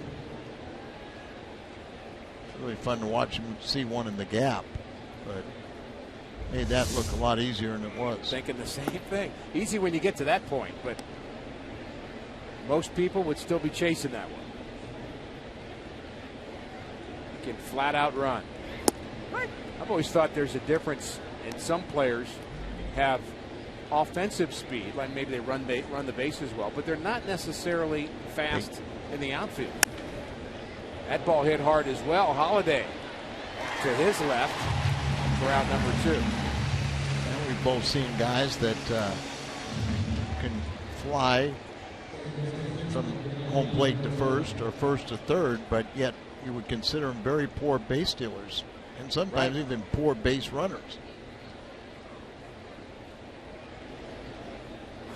You have to have a field to run the bases. You have to have a field to defend. And some guys, maybe not the fastest guys normally. You wouldn't think of them necessarily as a base stealing threat. But, boy, they can cover ground in the outfield. I think of our own Jim Edmonds that way. Not that Jimmy was a slow player by any stretch of the imagination, but he could cover some ground in the outfield. With a tremendous jump, had just a sensation to feel where it was going. Backhand Peralta, long throw, not in time. Infield hit for Herrera. He's been on base 3 times. Got 2 hits, and you see his speed is why he had 5 hits against the Cardinals. You know, one of the best base runners that I ever played with. It's with the Atlanta Braves. Think of you. Atlanta Braves. I'm going to say somebody you played with the Atlanta Braves with.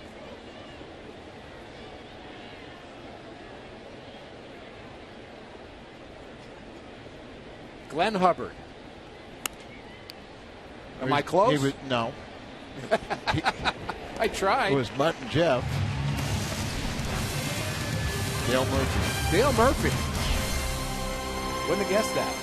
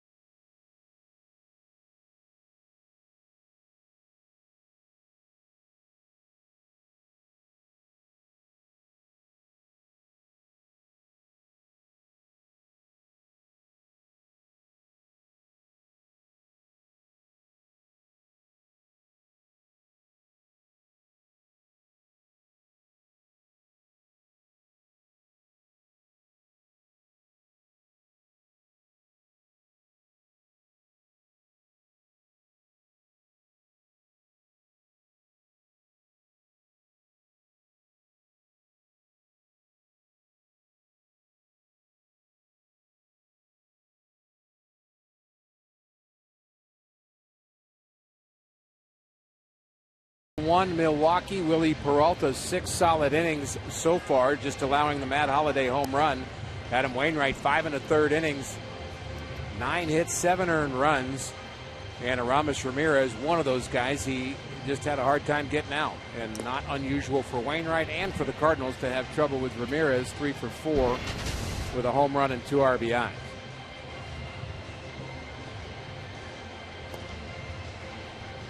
Ramirez has had so many good days against the Cardinals, Al, and this is another one to add to the list. A triple away from the cycle as he hits the home run in the 2nd inning. 3rd inning, he comes up with a double and an RBI. His 2 RBIs give him 49 and 50 tonight. And then 5th inning, he gets the single. So he might have a cycle in his trophy case. Things go here. It'll be a double switch. It's like Parra is going to go out to left field and replace Chris Davis. That's the new Milwaukee Brewer. 2-time Gold Glove winner. He's a good little player. Really good little player, but they say he's going to become a defensive player, and he was just acquired from Arizona yesterday. I'm not sure you really should be giving him a chance to get loose. They had their chance. They're already done their warm-ups. They're ready to go. Good point. Not that Parra really needs a chance to get loose because he has an absolute cannon that you mentioned. You mentioned 2-time Gold Glove winner. He won Gold Glove in left field 1 year, and then he went to right field and won another Gold Glove. Defensive runs saved has become a much more prominent metric to define good defenders are, and Parra up there among the best. And you saw Gomez, his center fielder now, so they have a very good outfield. Braun will hold his own. Carlos Gomez, he's a center fielder. Now Parra out there, they're going to track down a lot of fly balls. But in their home ballpark, the ball flies out. Tavares trying to catch up with that fastball, Al, you're talking about. Tried to dial it up a little bit, shaking his head. 85 pitches for Willie Peralta. And they got the bullpen going. Will Smith warming up. Parra coming into the game in mid-inning reminds me of the trade that happened yesterday. One of the many trades, a lot of trades went on throughout baseball, but Austin Jackson, who was traded from the Tigers to the Mariners, was actually taken out in the middle of the game. Long one to right. Braun has it. Yeah, Austin Jackson came out of the middle of that game when the trade was made, and that was a 3-team deal that brought David Price to Detroit. The last 3 Cy Young Award winners in the American League are now in the same rotation for the Tigers. I think they mean business. So does Oakland. Oakland strengthened their starting staff also. When I think of the teams that strengthen their starting pitching, and I guess add St. Louis to that list. Yes. You're thinking that if we're going to win a series in October, we're going to have 4 top-notch pitchers to win a series. We want the best starters out there. Fly ball right center field, and it's going to drop in between Gomez and Braun. Ground rule double for Peter Borges, and that ball was perfectly placed between the two of them. That was in the air a very long time. Let's take a look at Carlos Gomez. You see him flexing that foot, his right foot, and when he goes from the grass to the dirt, and you saw that ankle kind of twist right there for a second. Was rain in the area before the game, and a wet track out there, and it looked like they gave way on it, but seems to be okay. So Daniel Descalzo will pinch hit. Daniel 6 for 25 as a pinch hitter for Mike Matheny. Batting from the left side, hard hit right to the second baseman, and Descalzo's thrown it out. He could not hit that ball any harder. Borges advances from second to third. Right at him. Jason Mott will be coming into this ball game.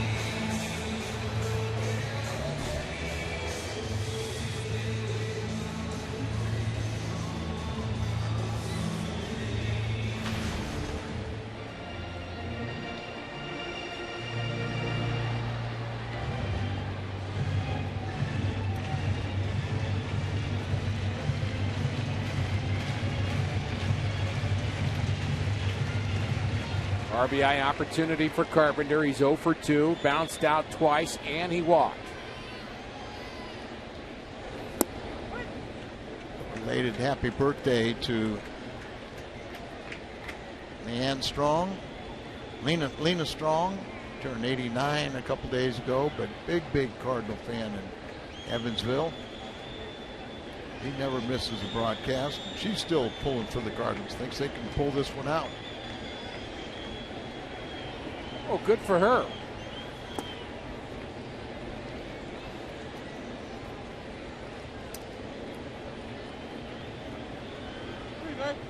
Carpenter will try to keep this inning alive. Colton Wong would bat next. Cardinals with 3 more shots at Milwaukee pitching.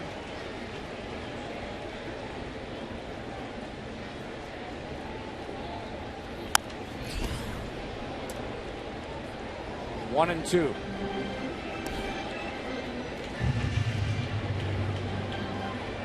You mentioned earlier Carpenter, a lot like Gomez in the fact that they're good RBI guys at the top of the lineup. So you do something at the bottom of the lineup, you get them up there, you think something good might happen. Gomez, 351 with runners in scoring position. Carpenter, very good as well. The 1-2 is low for a ball, 2-2. Carpenter's third in the National League leadoff man in RBIs with 38. But Gomez off the charts with 53. Of course, he also has 15 home runs.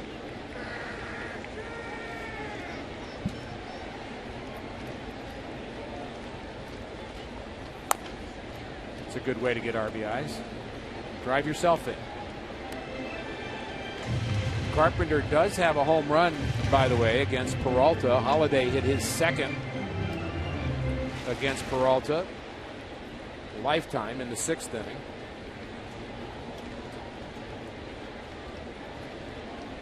Home run, make it 7-3, and we'll keep playing. See what happens. That's right. The 2-2. Now 3-2. Well, I'm not even going to call it 3-2 anymore. I'm going to say the count is Matt Carpenter. Why don't we just get Carpenter on base, and have Wong have a grinding bat. He gets on base, and we'll take a double, and another base hit, then a long fly, and we're right back in the game. And that bit of optimism brought to you by our dear friend Al Roboski. Line drive up the middle, base hit. There's a start. How about that? 2-out single from Matt Carpenter. Drives in Borges. And it's now 7-2 Milwaukee. 9th RBI, and they're going to quick hook as they'll go to the bullpen. Right down at the bottom of the strike zone, but he takes it right back central, and a nice piece of hitting. Nice. Use the wrist. Nice easy swing, kind of like LUCROY did against Wainwright early on. Renicky is done with Peralta.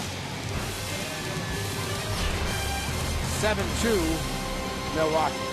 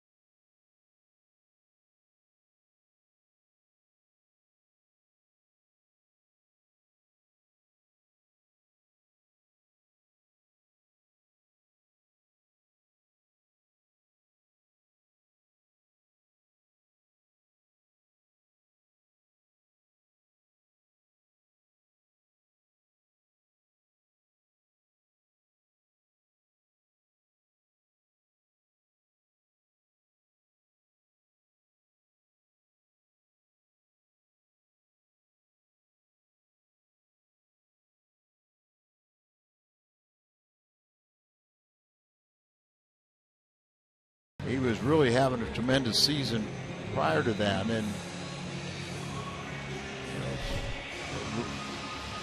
rode him hard, and he's allowed 4 home runs also.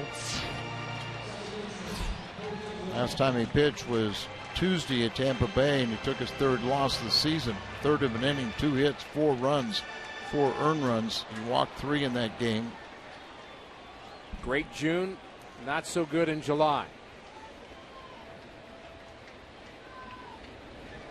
First pitch to Colton Long is swung and fouled back right off the mask of LUCROY. We could hear that all the way up here. Yep. Home plate umpire giving LUCROY a little time.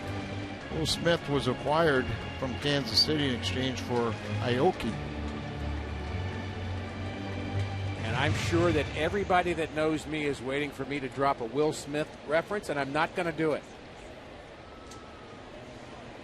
Come on. You know how corny I can be, Al, but I'm not going to do it. Do you know how much pleasure I'd get out of it? I'd really enjoy it. Then I might try to think of one just for you, Al. Just for me. Just for me. Nobody's listening. I'll do it off air. The 0-1 is taken low. Now, let's go back to your rally scenario. What came next? He was going to reach base. That's all I'm going to predict here. There was a home run somewhere in that. Well, there was a home run, but it's further on down. Okay. We aren't going to come up short. A home run is going to put us tied or ahead. Line drive. That is just foul. Down the right field line. That would have been nice. With Matt Holliday looming. Rick Horton, are you ready? I'm ready. Here's your Will Smith time. Right now? Right now. No, I'm going to refrain. By the way, a piece of information here. Chris Davis left this game for a reason other than just a defensive replacement, and that's probably why that they let Parra get loose. He had left calf tightness, so that is why Renicky took Davis out of the game. Probably from swinging so hard.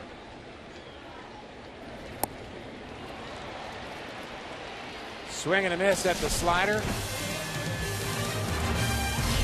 I'm not going to say it.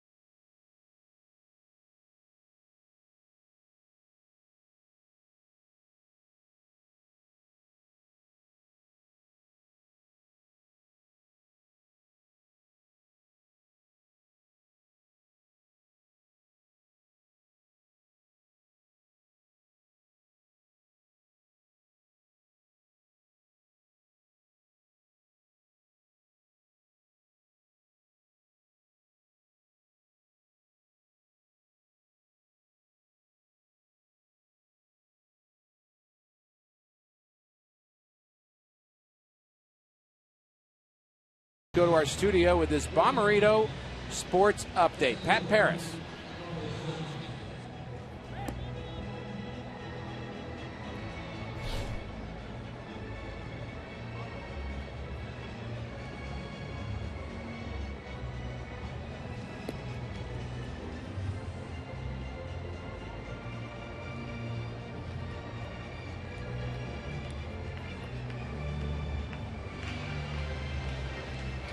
Thanks, Pat. Look forward to the post game. Plenty to break down here with you and Jason Isringhausen. And Izzy knows a lot about closing games. Jason Mott, our Chevy call to the bullpen at one time, the Cardinal closer, working his way back. Appearance number 24 for Jason. 24, and hasn't been easy all the time for Mike Matheny to pick spots for Jason. And I think Jason has handled it very, very well. Before the Tommy John surgery, he led the National League in saves, and there have been times this year where he's coming in for these type of assignments, and and he understands that it's just part of what he has to go through to fully get back from Tommy John. And he does it with his head held up high and understands the situation, and he's going to be a better pitcher for it, next year when he's that second year. It seems like things come back together for a guy coming back off of Tommy John. Pretty good pitch right there from Jason Mott. Doesn't get the call.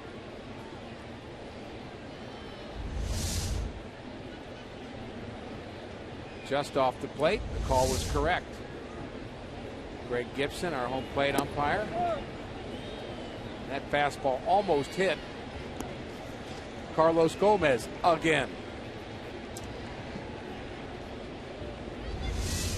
Cardinals have hit him 6 times already, and whoa, almost 7. You see how big stride into the, he holds the bat back there. Sometimes that ball will bite you. Leadoff walk is how the 8th inning begins. Jonathan Lucroy, a huge hit in this game. Bases clearing double off Adam Wainwright. That chased Adam in the 6th inning. Part of a 4-run 6th for Milwaukee.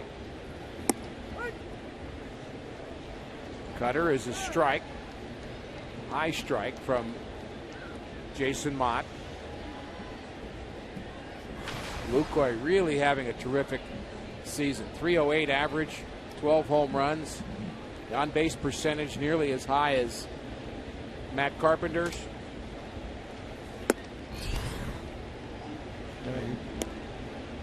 These last couple of years, it just seems like he's coming into his own offensively.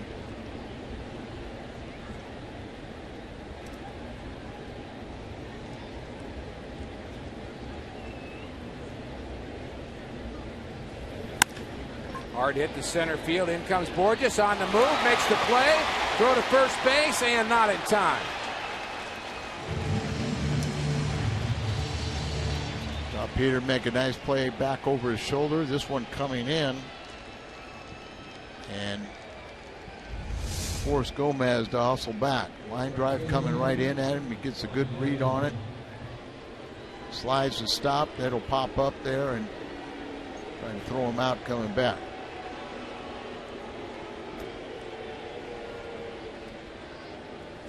Tough one for Gomez to read. I wasn't sure that ball was going to carry all the way to Borges either. Well, they say that line drive right at you, is the toughest one to read.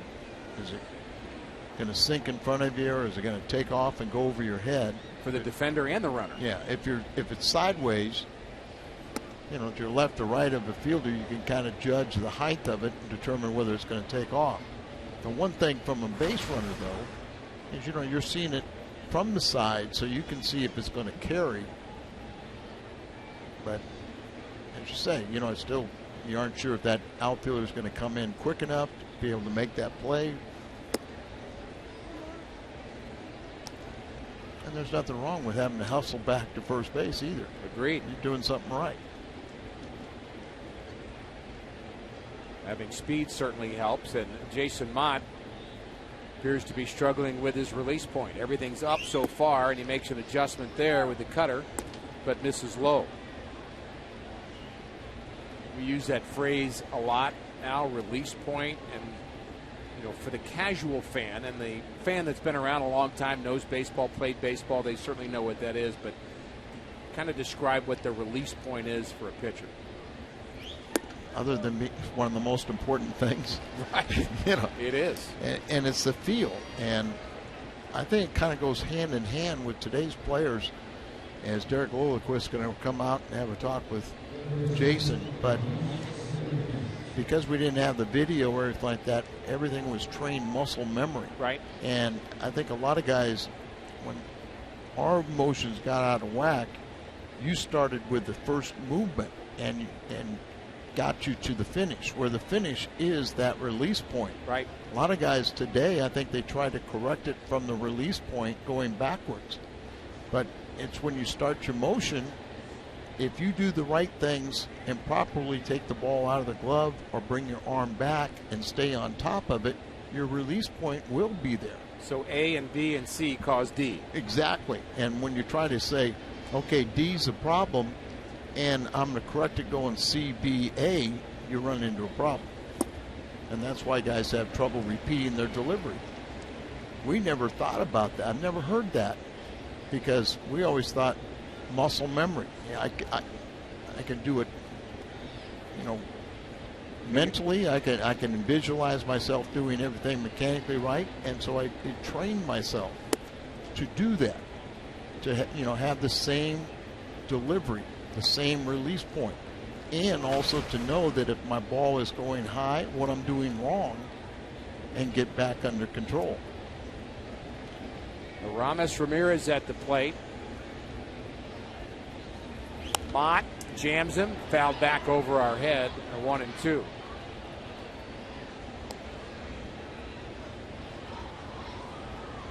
George Kataris, the last Brewer to hit for a cycle, September 3rd, 2011. I wonder 50 years from now, what will they write about the George Kataris era in St. Louis Cardinal history? Might not be over yet. May not be. Yeah, may not be. At the time, I thought George might be able to help us. He might win Game 7 of the World Series. You never know. Ground ball too short, and not in time at second base as the runners were on the move. They got the runner off at third. All they got to do is throw it, and he doesn't throw it. Ramirez thought that the third out was made at first base. He did not see the safe call at second. He thought the inning was over and was headed to the dugout. And I'm not sure if Matt Adams wasn't sure if Matt Carpenter was there covering the bag or not. I saw Carpenter. Carpenter was at the bag asking for the run. They take off here, play behind them, and you got your third base coach, but watch Gomez. He's walking to the dugout. And then you saw it in the background where Carpenter was trying to get the attention. So the runner at second is safe, but the runner at first is out.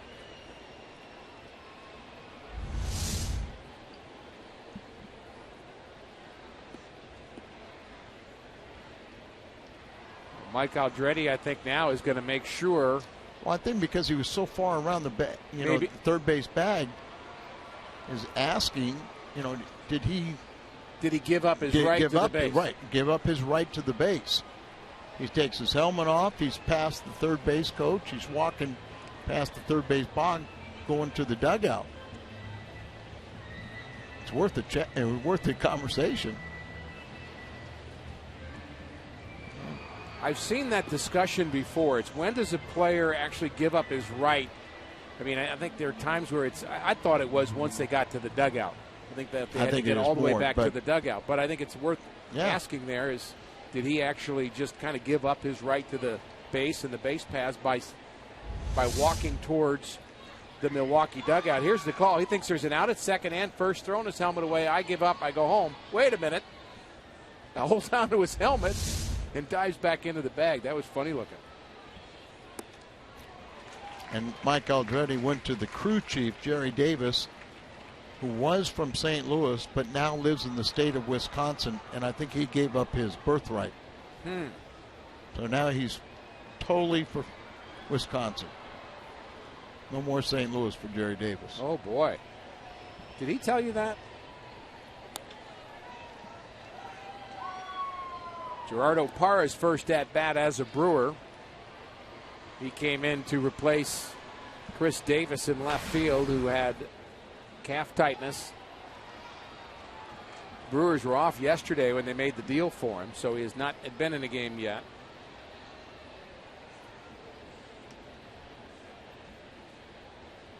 And Mott's ahead 0-2 and misses high again.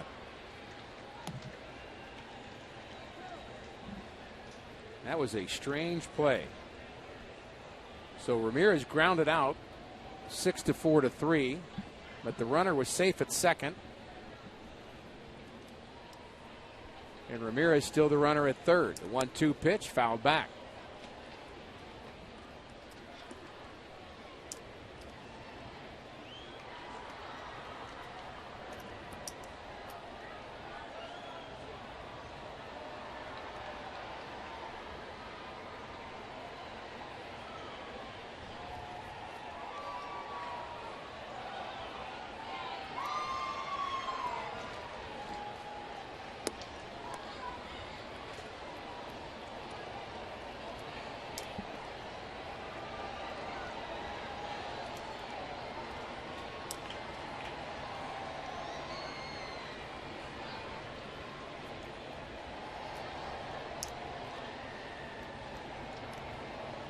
The 2-2. Swing and a miss. He strikes out Parra. Good pitch there from Jason Mott to strand a couple of Brewers. All right, Cardinals, swing that bat. 7-2 Milwaukee.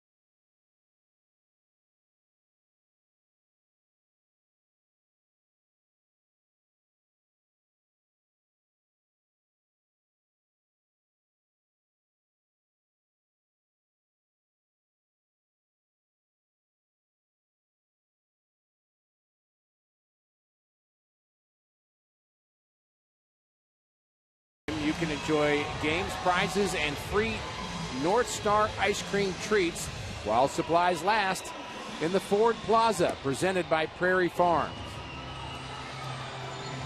7-2 Milwaukee. Cardinals with 2 more chances against the Milwaukee Brewers bullpen.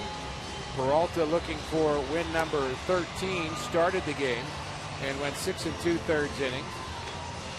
Gave way to Will Smith, and now it's Jeremy Jeffress, our Chevy, called to the bullpen.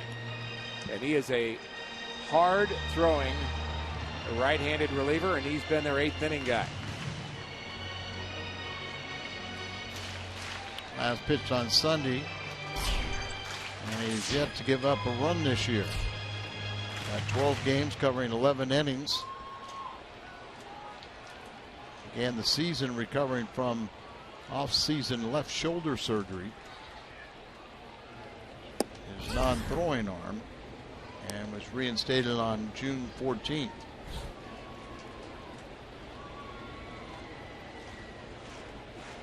Was with the Brewers last year, 3-6, ERA under 4 in 43 games, 10 starts. Got that low 3/4 delivery, and really ball pops out of his arm. Tough play, off-balance throw, and a good play at both ends as Ramirez has to dig it, and then Overbay has to do the same. Ramirez has become a very good two-way player. Good concentration right there. Gets a short hop, tough little short hop for Overbay at the other side. Lyle's second stint with the Brewers, Lyle Overbay.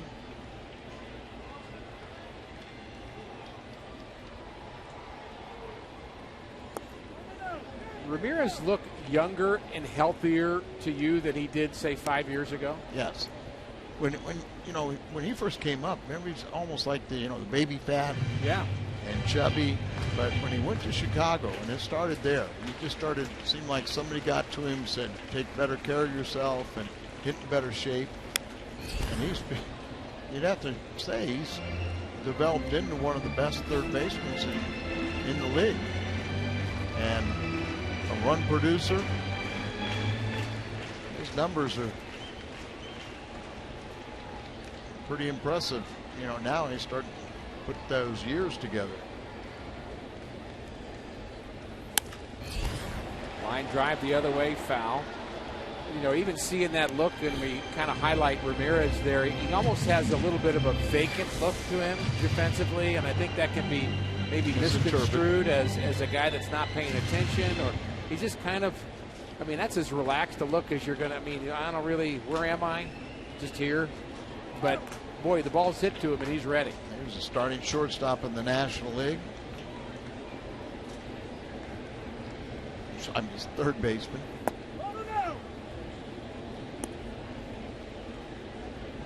Major league totals coming into this year, 285 average, 354 home runs, 1,276 RBIs. So he's over 1,300 RBIs. He's catching up to Craig Nettles on the home run list. Adams bounces out. And he's not going to get any ulcers either, because he's just a relaxed dude there at third base. Yeah.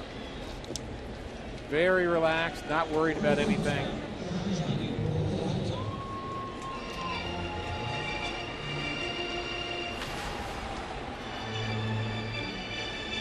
Johnny Peralta will bat with 2 outs, nobody on. Peralta 0 for 2. He walked his first plate appearance. The Cardinals have managed now just 5 hits here tonight. Yeah.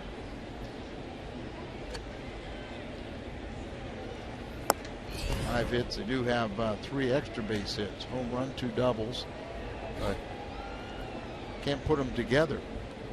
I think a complicated answer, so I'm not going to ask you for the short answer on this, but we certainly can hear Cardinal Nation saying that John Mozeliak went out and got really good pitching for this club and shored up the rotation. That's great, but what we really need is to swing the bat better.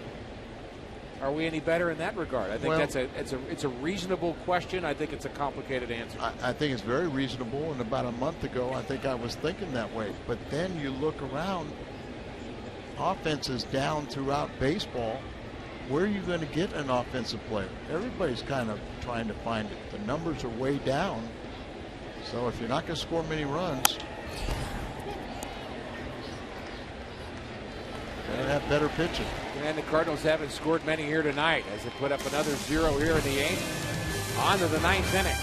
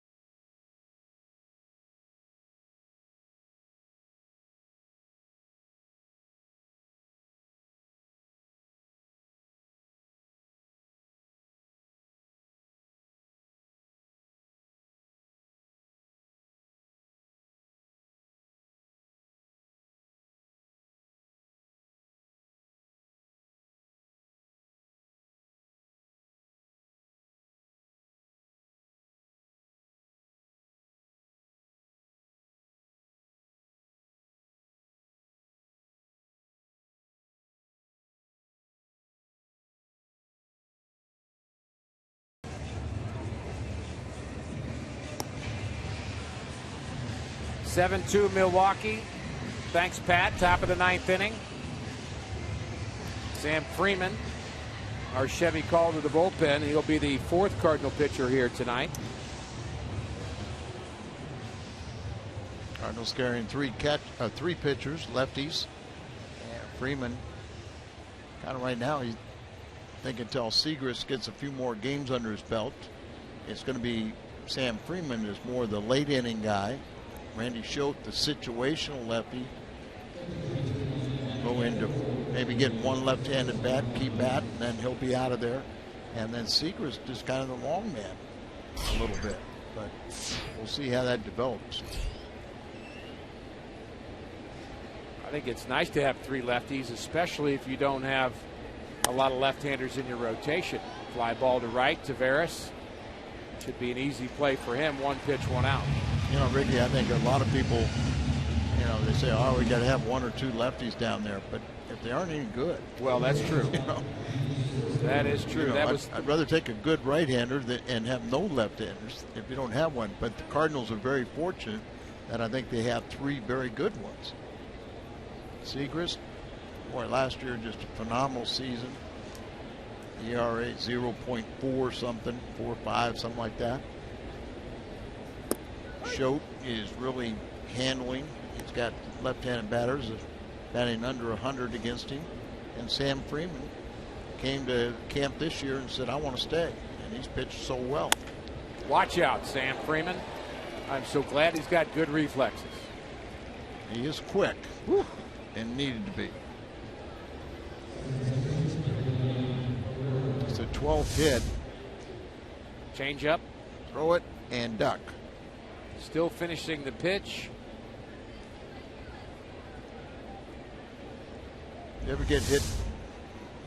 Not in the head, in the leg, the thigh, and I got hit off my glove, then it glanced off my head, but not flush, thankfully. How about you? That poor glove.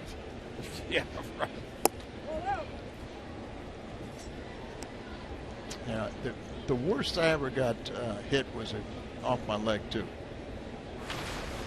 Glancing blow off a shoulder one time that, you know, just didn't do anything. Did you like the helmet? The Padres reliever? I think it's intriguing lefty to me. Alex Torres is who you're Yeah. talking about, the Padres' lone lefty in their bullpen, who is the only guy I know that's wearing that padded hat that almost seems like a cartoon hat almost. It's oversized.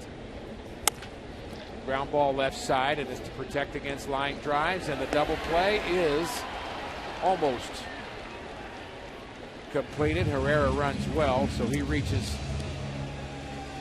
on a fielder's choice. And we'd like to remind you at this time that this copyrighted telecast is presented by the authority of the St. Louis Cardinals and may not be reproduced or retransmitted in any form. And the accounts and the descriptions of this game may not be disseminated without the express written consent of your St. Louis Cardinals. We talked about Ricky Weeks earlier. He gets a chance to bat here with 2 outs in the top of the 9th.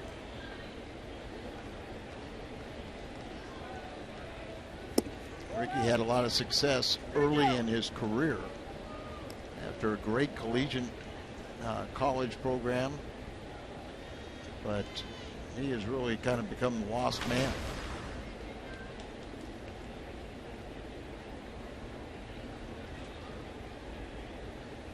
Freeman delivers low, and to more directly answer your earlier question, I wouldn't want to wear that hat that Alex Torres is wearing, but I would want my son to wear it. I understand. I made a comment to Dan, and I think he totally didn't understand what I was saying, so I'll bounce it off of you. I said it projects an image that you're scared. That's how hitters would interpret that, and I think this game is so mental to where hitters go up there saying, hey, you're scared, you know, I'm going to feel very confident hitting against you. Like asking for the screen. Yeah, but exactly. But like you say, you know, we could try and be macho or something like this, but if you got your son out there, you want him to have the protection.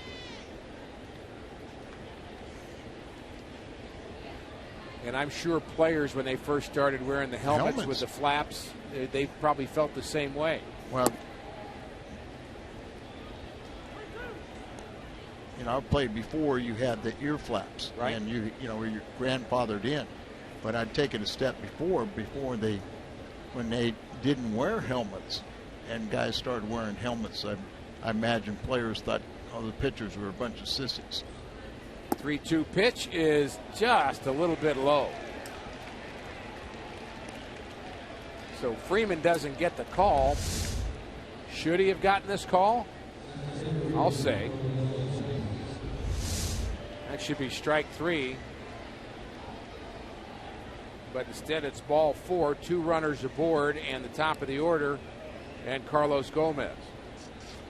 And somewhere in an office somewhere, Mike Matheny is watching the television, and that didn't make his blood pressure any better, as he was tossed earlier today by our second base umpire, Will Little, who had called a balk on Wainwright. Then there was a play at second base. Mike Aldretti, the bench coach, has taken over. Very important job, the bench coach. Trying to be one step ahead of the manager, keep him informed at all times. And Mike had a little stint of managing in the minor league system.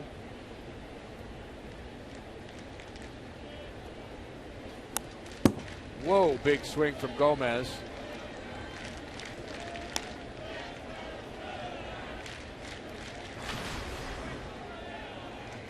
One for 3 night for Gomez, a single, a walk, a hit by pitch. And we mentioned earlier the numbers with runners in scoring position. 351. Well, he's got the 53 RBIs. The 1-2 inside. 2-2. Does tend to walk into those inside pitches, doesn't he? Yes, he does. That's why he's been hit a lot. Herrera and Weeks the runners. The 2-2 laced foul. Kind of see how he holds his hands high, and you think you can get it in on him, up and in. And a byproduct of pitchers trying to get up and in, they leave the ball middle half in, out over the plate, and he's got 15 home runs.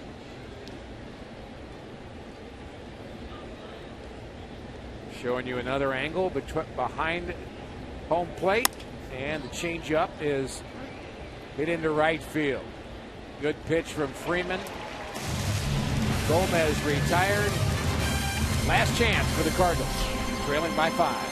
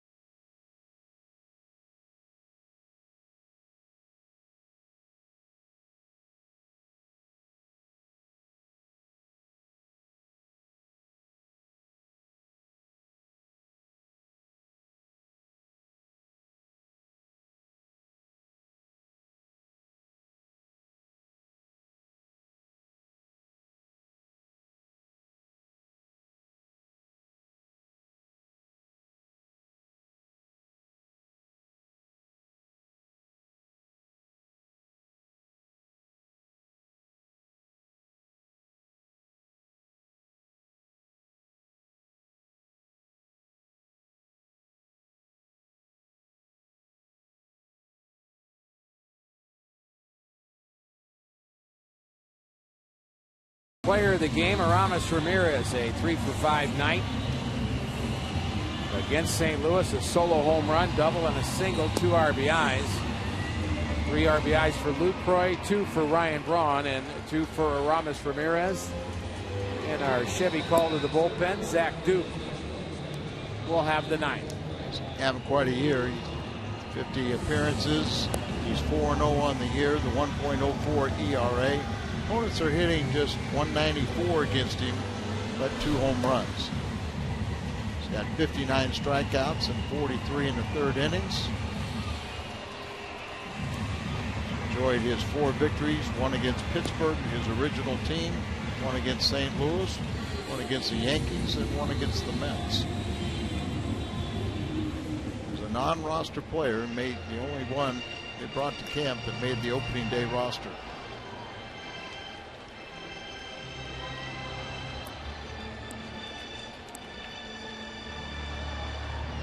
Another example of a left-handed pitcher who hangs around and maybe figures it out and ends up being valuable in a bullpen somewhere. That's why it's hard to give up. You don't want to give up on power, but you also don't want to give up on pitching, and particularly left-handed relievers. And he's found a new arm slot. He comes down low, and he has really found some success there. Yeah, he's only 31 years of age, from Tennessee.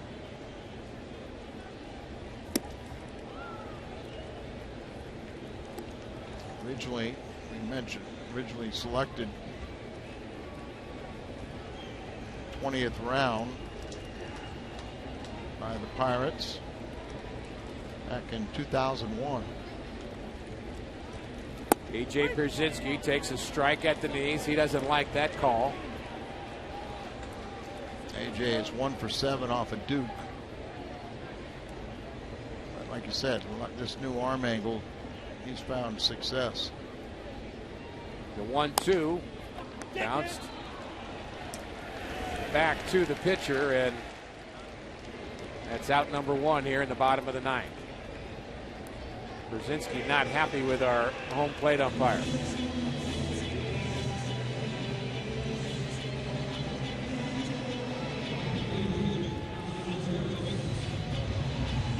And that brings in Oscar Taveras.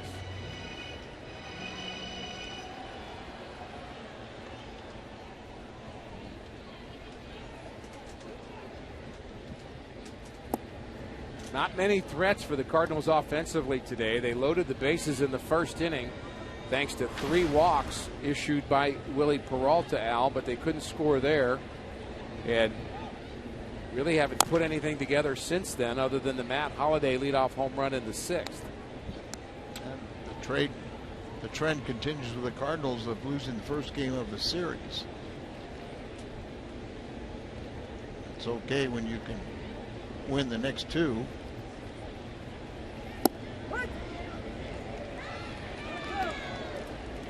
Just 89 miles an hour from Duke, but from that arm angle, it just looks quicker. Yes. 8, 9, and 10. Duke averaged 31 starts for the Pirates. 5 and 14 one year, 11 and 16 another, and 8 and 15. Kind of bounced around to Arizona, Washington, Cincinnati, and now pitching has found his magic release point, and success has followed in the bullpen.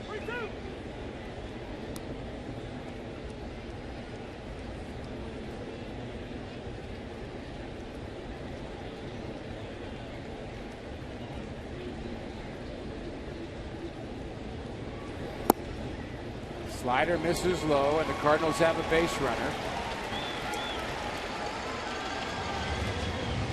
Well, as we've told you, his former team, the Pirates, trailing Arizona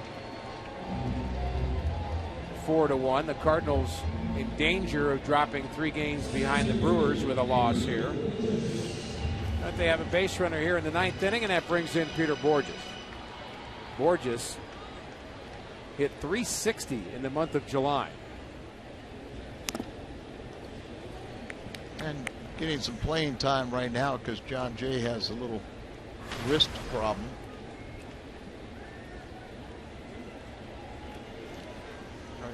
Hit that .360 in July, but not a lot of bats. It's 25 at bats.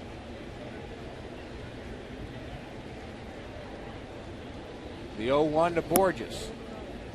A little low, 1-1. Borges has had a good night. He walked in the second, and he doubled in the 7th inning. Long fly ball in the right center field gap. Seems as if that's where his power has been, too. There's been times he pulled on the ball, and we call the home run he hit off of Kershaw, but seems to like to shoot the ball to the right center field gap. Better numbers against righties than lefties.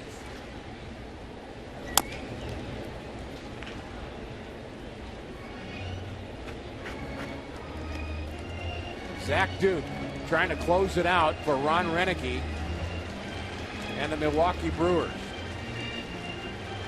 Brewers with the second best record in the National League.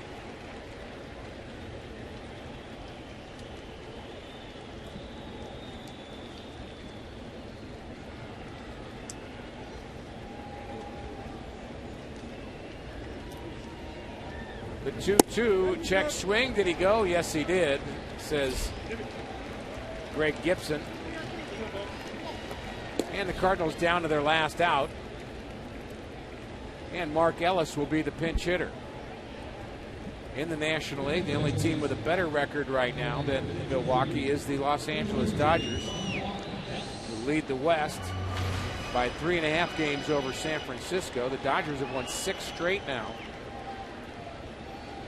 Chicago's leading at LA 4-1, but just in the 3rd, and the Giants have already posted a victory. They beat the Mets 5-1.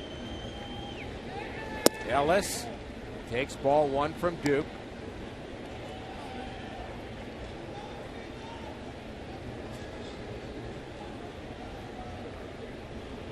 Just 5 hits for the Redbirds tonight. The veteran Ellis takes the pitch outside, and Mark, very steady defender. Always catches what's hit to him. He's had good range. He really kind of a solid player. Very solid better. Nice guy to have on your bench. Knows how to play the game. You know. Batting average not where he wants it to be, but a number of Cardinals can certainly say that this year. And he reaches base with a 4-pitch walk. So 2 walks in the inning for Duke. And back to the top of the order, a couple of left-handers there in Matt Carpenter and Colton Long. So the Cardinals not done yet here in the 9th inning. But you go down, talk to him. You got a righty starting to warm up behind Duke. Our scenario is Matt Carpenter now is going to grind in a bat out. He's 1 for 2 off of Duke. Colton Long will get his first hit off of Duke. Bring up Matt Holliday, who is 12 for 26. A home run and 3 doubles. You've been really good at the scenarios tonight, Al. Mr. Optimism. And how are we? How are we losing? National League leadoff hitters, multi-hit games for Matt Carpenter, really been a catalyst for this offense the last 2 years. And he'll try to keep things going here in the bottom of the 9th inning against Zach Duke. And there's strike 1. Matt is swinging the bat a lot better. A year ago, if he got 1 hit, you knew he was going to get at least 1 more. He's picked up the pace in the second half here. He's extended his hitting streak to 5 games.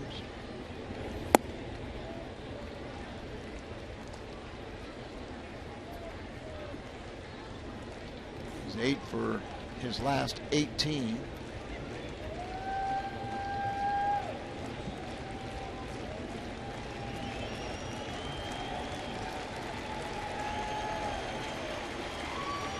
The 1-1.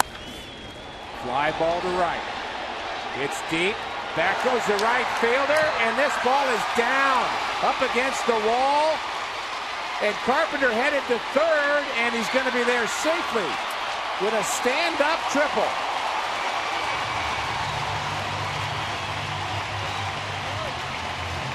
2-run score, and Carpenter very aggressive, Al, going from second to third on that ball that hit off the base of the wall. See, Gomez gets the carom and he comes in. You can see how far off the third base Carpenter was, but you also saw how far off the line was that throw. So Renicky will have to make a pitching change. K-Rod, their closer, will come in, and we'll keep on showing you the next scenario how to score. I like the way you think, Al.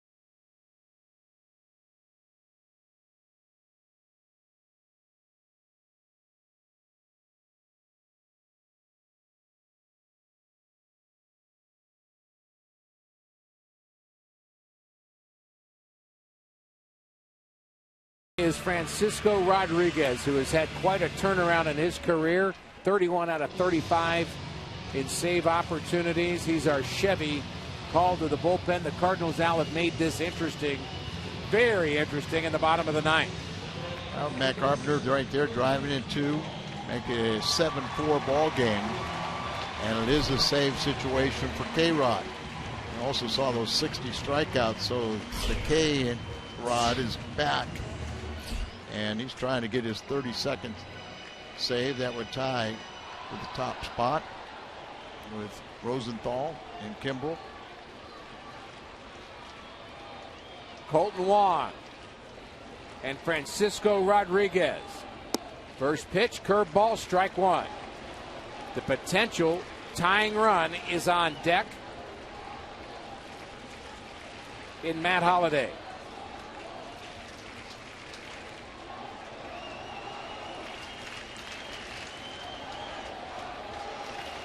The 0-1 will flare down the left field line into the seats. We've got Wong is 0 for 2 off of K-Rod. K-Rod's been around a long time, and he's been an excellent closer. See where he is, 335, second amount active. He's had 6 seasons of 30-plus saves. And he's ahead 0-2 on Wong, and the pitch. Grounded to the right side. Herrera has it, throws out Wong. K-Rod ties Trevor Rosenthal for the National League lead in saves, and the Brewers take game 1 of the 3-game series 7-4. A little disappointing, but at least they put a little fight at the end, and they'll be ready for tomorrow as we'll see the new additions will pitch the next 2 games against the Brewers. Cardinals only 3 back. They can get those games back, too. Big night for Aramis Ramirez and his teammates. On to the postgame show. Pat Paris and Izzy next.